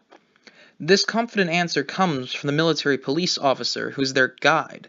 He sounds like he's chatting over a cup of tea. I heard they are continually using a formula that generates pure oxygen. It takes a second for that to sink in. Continually? In other words, the formula is constantly used. 2 perpetually active formulas. Yes. It seems that was the absolute minimum required of them. The MP is not an engineer, so he doesn't realize how revolutionary that is in the field. The engineers from the General Staff Office, however, are truly amazed. A furor breaks out among them. Fervor breaks out among them. Some even whispering that it's completely ridiculous. Yes. This simultaneous activation of multiple magic formulas is, in theory, possible. The researchers have even performed some successful experiments, but the creation of a computation orb that allows for parallel sustained formulas that can also handle combat usage has proven difficult. Where in the world did they get such a thing? Where the hell did she get a computation orb that can put up with this kind of stress? It hasn't been officially supplied to the military yet. They don't know who made the prototype, but it's clear she has some serious connections. They can only marvel. Well, she is an exceptionally gifted soldier. I'll give her that. It wouldn't be surprised if some arms manufacturer asked her to test out a new device. And indeed, that appears to be what has happened. She commandeered the first of batch... That's a serious typo. She commandeered the first batch of Elenium Arms' mass production model. Oh, right. It's a bit anticlimactic. She did work in tech development there at one point. It must have been a connection from those days. But Elenium Arms is full of secret projects. It wouldn't have been possible for her to get something from them without the implicit consent of the General Staff's Procurement Department, or possibly even the Service Corps Division. Otherwise, the MP probably would be fighting her to the death. I told you not to make your maneuvers too repetitive. Why don't you realize what easy targets you are? The members of the battalion are struggling to maintain stable flight at 8,000 feet. Major von Degrachaff rises above them, still scoffing at them. Her breathtaking, fluid movements make everyone realize what it means to be a named mage. Compared to the tortoise-slow trainees, Major von Degrachaff flies swift as a swallow. A swallow is a type of bird, common in Europe. Very good. All that's left is combat. Erratic evasive maneuvers. Now! I don't believe it. They can perform evasive maneuvers even while sustaining formulas in parallel? The exercise unfolding before them is basically just the battalion mages darting around. It looks as if they're playing a game of tag, and at first glance, you would wonder if it's possible to even be that pathetic. But for someone with the right expertise, this is a parade of the incredible. They have already realized the stable activation of parallel formulas, which should have been technically impossible. A computation orb that can handle that and erratic evasive maneuvers, nearly the same thing as combat maneuvers, is like a dream. But there's more. Several of the mages have proactively deployed optical decoys to evade enemy fire. They're making decoys too? In other words, they have enough spare resources to create an optical decoy even during evasive action. The decoys appear quite deceptive, yet rapidly deployable. Several even seem to be taking autonomous action. Truly amazing performance, and all this from something that was standardized for mass production. Millennium Arms' new model is beyond anything we imagined. This has to be the next thing we adopt. This has to be the next thing we adopt. No one would say otherwise when presented with this spectacle. At the very least, reliability isn't an issue. This unit is practically conducting the endurance test. Cost is the only hurdle, but even that would decrease quite a bit once the orb was being mass-produced. I want the documentation on this from Millennium Arms. I'll put in the request, Colonel. Legrin gives that to his adjutant and looks up to the trails in the sky. Truly amazing aerial maneuvers. The trails are so beautiful he could practically get lost in them. Sometimes talent and humanity show up in inverse proportions, eh? He's annoyed to find the thought, which reveals his own unkindness, prove his point. This is an excellent opportunity. Show the inspectors your worth. Major von Degrachaff, don't you think you've gone a bit far? A basic doubt appears in his mind as she spurs her troops on over the radio. They say she hates losses. If that's true, then this exercise is borderline. It's certainly too much in terms of cultivating people who can be used. No, we're still well within accepted parameters. Please observe the results of allowing me to pick my people and purge them of their incompetence. But her answer only deepens his doubt. Why? The idea of picking and purging were exactly what she was talking about in her speech at the military academy. She had said, "It is our duty to defend the Imperial Army from the plague called incompetence." She isn't developing her people so much as abandoning those who aren't useful. People have limits. I heard half your candidates didn't make it. Why? I was able to secure the numbers for an augmented battalion. I don't have any problems yet in terms of human resources. I see. Very well. Please continue. Sorry to have bothered you. Ah, God damn it. So that's it. Yes, I see. Resources. Human resources. Is that what you call our soldiers? Are soldiers just replaceable parts to you? Cogs in the machine? Now I understand what felt wrong. She's treating people like numbers.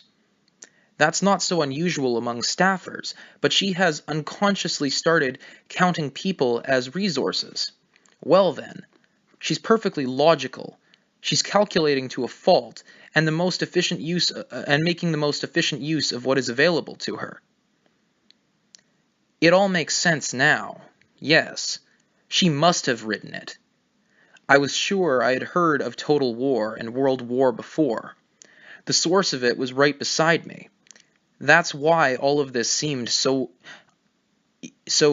familiar, so maddeningly familiar. The madness of numbers. The world has succumbed to insanity. Has everything and everyone truly gone mad?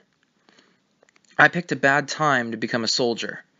This war broke out in an era full of horrible people. If some shitty god even exists, I'm sure he is in league with the devil right now. Sheesh. I don't know if it's her who's crazy or the world. Perhaps both. We can't help but think the scene before him says it all. How terrifying to see her true nature laid bare. She is a monster.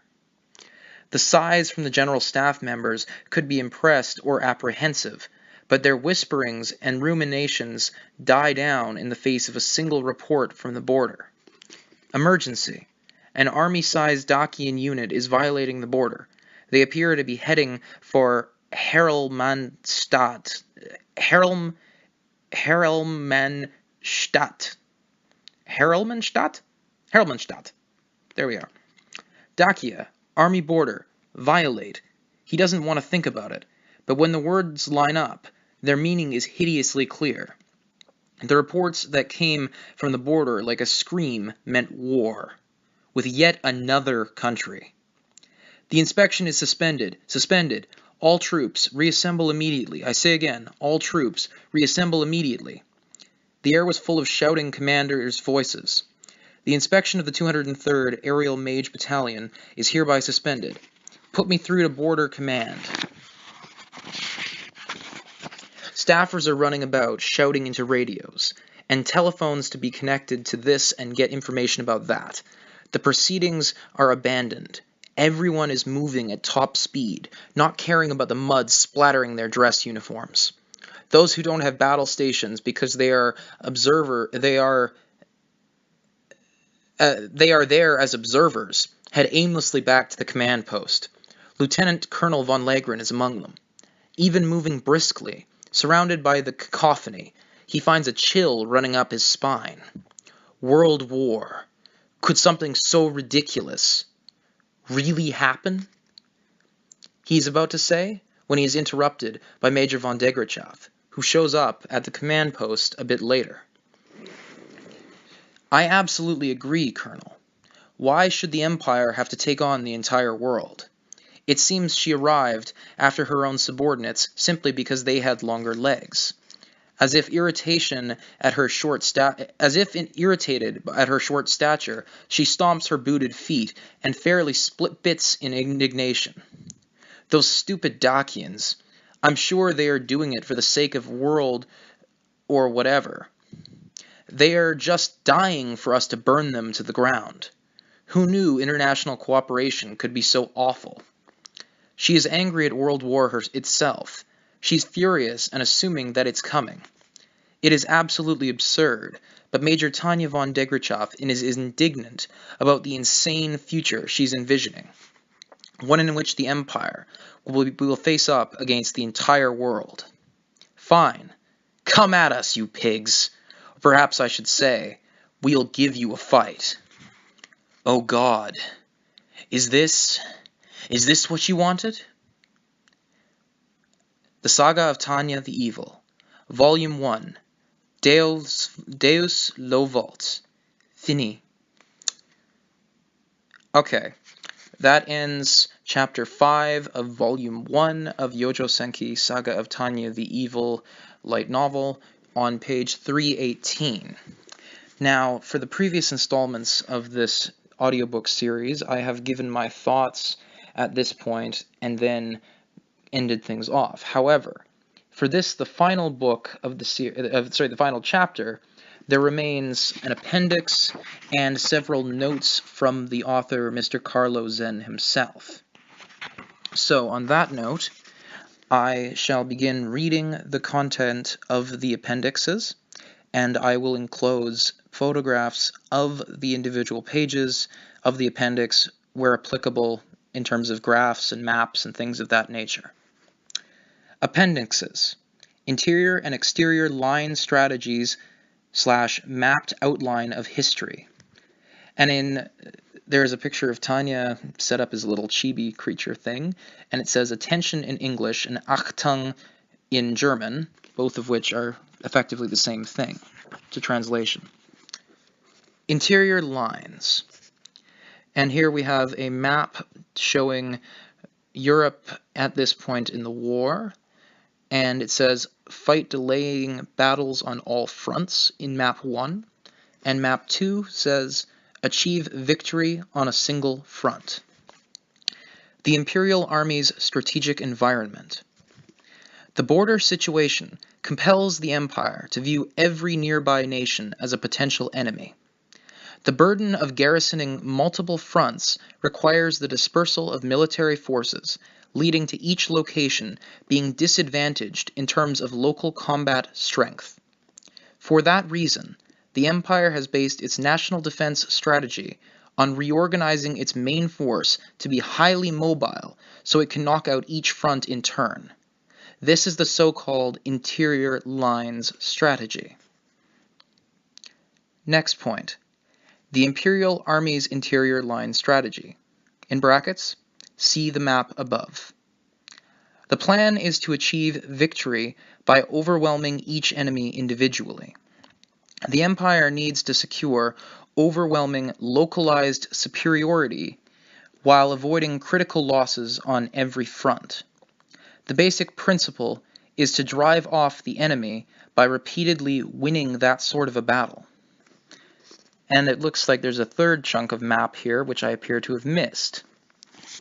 So that basically shows, again, map 1, fight delaying battles on all fronts, map 2, achieve victory on a single front, and map 3, repeat step 2 as needed. Note, the key to interior lines strategy. The speed and punch the Imperial Army's main force packs. The Empire will be victorious if it can rapidly take out the individual smaller enemies closing in from all directions before becoming completely surrounded. If the Empire doesn't move fast enough, it will be defeated. Next page, page 322. Exterior lines. The strategic environment of the surrounding countries. Since the Empire is too strong to take out one-on-one, hostile nations aim to impose a multi-front war upon it. Due to the burden of manning on multiple fronts, the Empire has to stretch its forces thin.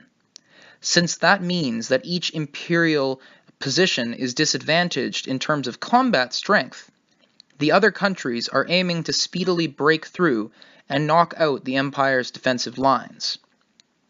The overall goal is to win in each location before Imperial reinforcements arrive. This is the so-called exterior lines strategy. Now here we have 3 maps just as on the previous page, demarcating the phases of the exterior lines strategy. Phase 1. Put pressure on the enemy with numerical superiority on all fronts. Phase 2.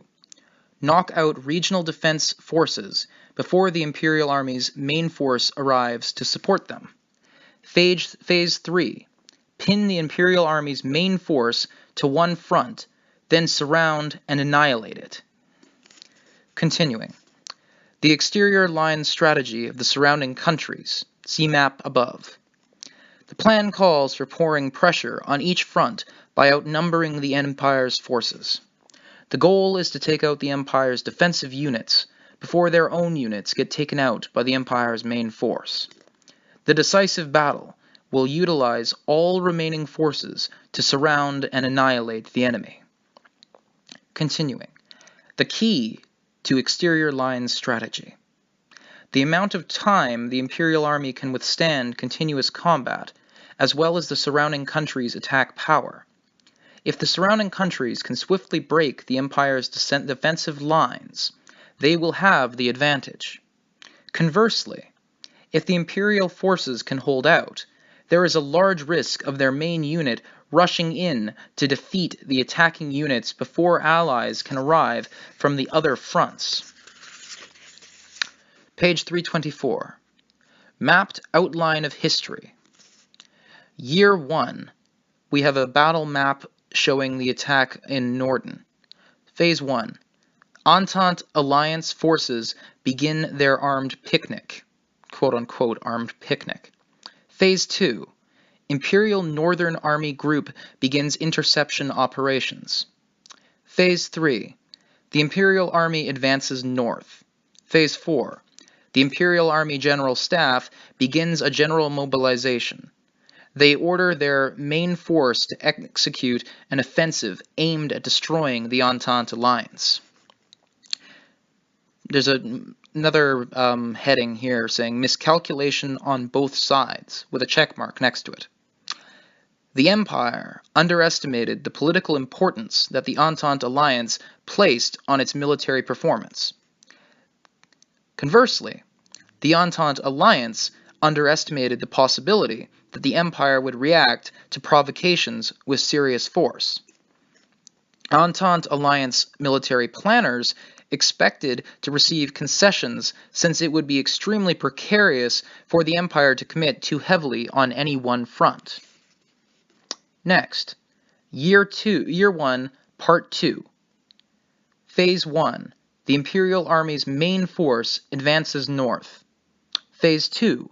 The Republican Army begins general mobilization and simultaneously launches a surprise attack offensive at the border. Phase 3. The Imperial Army's Western Army Group sustains losses in the early battles. What reinforcements that could be scrapped together are deployed.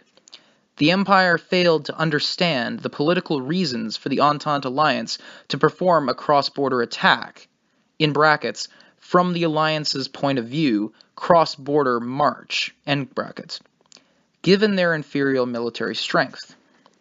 Next heading with the check mark next to it. The Imperial Army's error. Not satisfied with crushing the Entente Alliance invasion, pardon me, it aimed to take out the entire country with a major, unplanned offensive. Since the Empire's original defense plan assumed it could come under attack on any... what the hell? It does appear that they have... Oh, here we are. I was going to say it looked like it had been cut off and misprinted, but it's continued on the other page. Since the Empire's original defense plan assumed it could come under attack on any front, opinions were split on whether or not the military should capitalize on their momentary advantage so they were indecisive.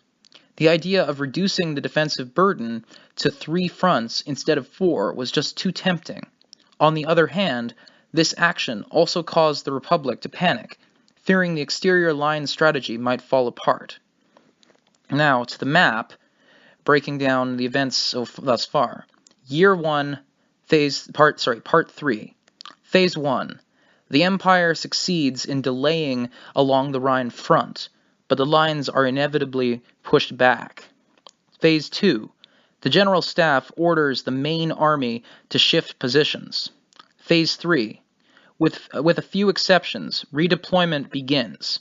The main force of the Great Army arrives as support, which brings the fronts to a deadlock. Miscalculation on both sides. The Republic had no idea it would be unable to break through. As for the Empire, conducting the interior line strategy with its main force out of the picture was completely impossible, and the original plan was progressing far slower than it needed to be. Additionally, due to the dispersal and redeployment of its forces, overall combat strength was less than it would have been if they had acted according to the original plan, so the situation became an utter mess. In the end, neither side could gain the upper hand, but neither could repulse the other, so the fighting became bogged down. Next portion of the map of history. Year 2, Phase 1. The 203rd Mage Battalion acquires the initial operational capabilities of the Type 97 Orb. Phase 2. The 203rd Mage Battalion is stationed near the eastern and southern lines. The Principality of Dacia mobilizes its forces in preparation for an invasion of the empire. And thus ends the appendix section of the text. Now, doubtless, this will all be further continued in the next text, but we have now an afterword from the author himself. Reading as quoted directly from the author himself, here we are. Afterword. Before I greet you, I, Carlo Zen, declare. The publisher known as Enterbrain has most definitively got a screw loose. The title, the saga Youjo Senki, the Saga of Tanya the Evil.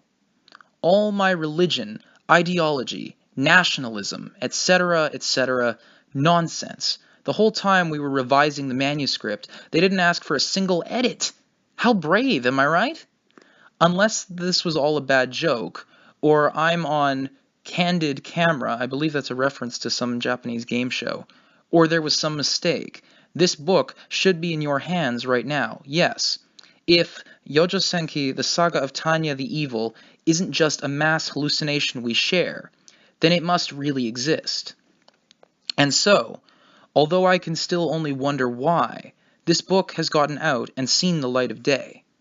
I'd like to take this opportunity to thank the website where I started this novel, Arcadia, in brackets, http://www.mai-net.net, so http://www.my-net.net, in brackets, and then they have a semicolon there. The one who runs it, and all the users who left me so many comments. And to everyone who was looking forward to this, I'm very sorry indeed to have kept you waiting. I do hope you will enjoy the modernized and repaired version of this heartful story. I believe he means heartfelt. That must be a mistranslation. It's okay. It's Carlo Zen's Youjo Senki Saga of Tanya the Evil. The following warnings are for first-time readers, so if you are already familiar with this title, kindly skip ahead, because it will be long, arduous, and unnecessary. Now then, first-timers, greetings. This is Carlo Zen. It may be strange for the author to say something like this, but I won't steer you wrong. This book is hardcore nerdy, so think very hard about whether you really want to read it. First of all, this is a god, transsexual, transported to another world novel with magic and a ridiculously overpowered protagonist. I'll say this, I slapped the title on this thing as though I was feeling hungover, or like I'd just pulled an all-nighter, and they made it all huge and put it on the front of the book. If nobody stops us, we should probably start worrying about the future of Japan. But this guy, Carlo Zen, who writes the thing, is the worst kind of nobody. I mean, he'll coolly ask stuff like, why do original protagonists always succeed at stuff like domestic politics and managing national affairs?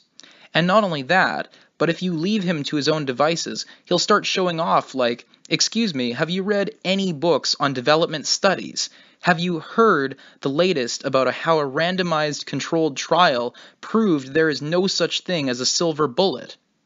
Anyhow, he's just kind of obnoxious. And he's incorrigibly argumentative and stubborn in his twisted way. Ah, geez, it should already be self-evident that he is a good-for-nothing. Also, this Carlo Zen suffers from a disease that makes him scoff at stuff like happy endings and the winning is everything mentality. It makes him adore delaying action and fighting withdrawals in the mud, losing battles, and the courage and solidarity of the international community. If you only like dreams, hope, peace, and friendship, or if you don't like it if the protagonist doesn't win, or you want a happy ending, you'll probably be better off, in an opportunity cost sense, if you skip this book. Of course, it's true that it's a problem for me if the book doesn't sell. And to you comrades who are like, it's too late for us already, and did me the favor of being tempted, welcome to this side.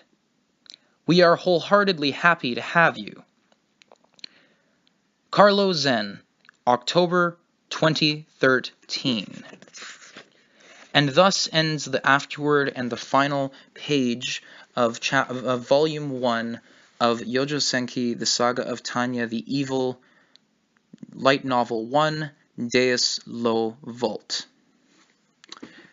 Now, Chapter 1 of the second book will be translated and printed and distributed into English, I believe, in the next few months. Bear in mind, it's been a long time coming, this being 2018, and that this book was originally published in Japanese in, 2013. So it has been several years as of now.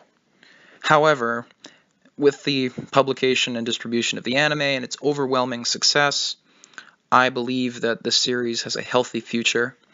There has already been confirmation of a sequel movie coming out for next year, and a season 2 not long after that is rumored and expected to happen, and I sincerely hope that it does.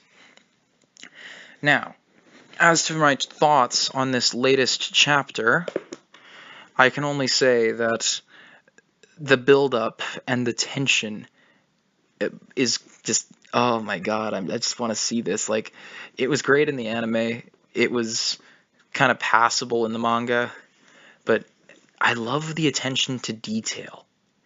I mean, to be frank, you can tell that this thing wasn't written in English to begin with, because some of the ways things are phrased, I look at them and I'm like, what the hell am I reading? This is not how people talk in English. It just sounds foreign in some fashion or other. But at the same time, the ideas, despite the loss in translation, they flow to such an extent that you're enraptured by it, and it sucks you in to its universe. Now, with that said, I already know, having been spoiled by both the anime and the manga to an extent, what happens for the chapters following this one.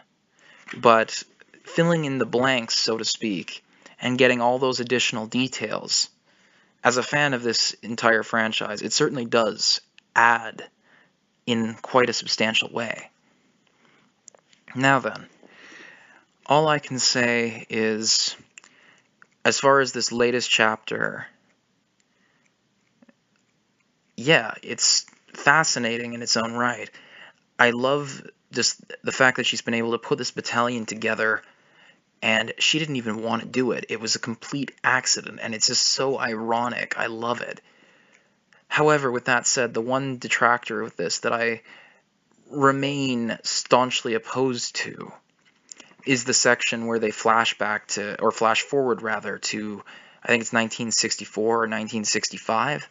I mean, the events of the series are taking place in, like, the 1920s, because World War I started later, and so now World War I and World War II are kind of getting combined into one, and they're both happening in the geopolitical realm of World War I ideologies and, like, monarchist politics, effectively.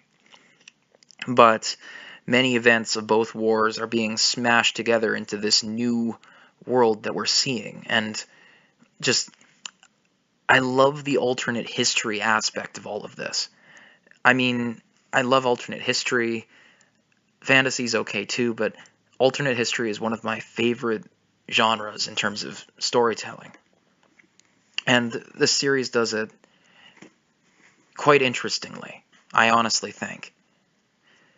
I don't know exactly what we're going to see, but judging by the author's statement right there, he's making it pretty clear that he does not want Tanya to win, which is a spoiler in its own way. Of course, he could just be lying, and he hasn't written the ending yet, so she might win. The Germans might prevail, because in this series, they did nothing wrong. they objectively did nothing wrong. Literally, they were invaded, they defended themselves, they were invaded again, they defended themselves, they're being about to be invaded yet another time and defend themselves with extreme prejudice, and that is the fundamental right of any country, of any individual. And going back to that, the idea of Tanya as an individual, as almost like a libertarian kind of figure in her own mind. She's like, I believe in this principle of liberty, of doing what you want to do, of all of these things. And yet, she is able, through various means, to recognize that if you voluntarily choose, or in some cases are forced, to become part of a hierarchical organization, whether you're on the individual level or on the organizational level, strength is fundamentally one of the most important virtues. Strength and knowledge. They are what make you powerful and what enable you to survive. Like, yeah, I find myself genuinely respecting this character on a certain level. Like, I see a lot of me in her in some respects.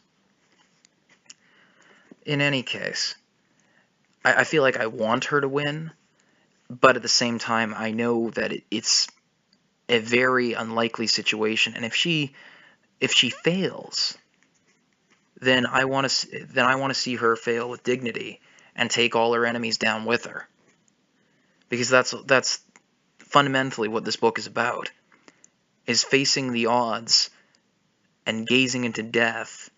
Like, there's a lot of Nietzschean ideas in here as well, which I could get into at a later date, but I digress. Suffice it to say, it's a damn good book, and I look forward to doing the audiobook portion for the next one, and as well as seeing the movie, which will be coming out sometime this year in the next few months. And I'm told that the guy who's going to be making the movie watched Dunkirk and got inspired, so who knows what that means. We will see in due time. In any case, it's getting rather late over here, so thank you for listening, and have a great day.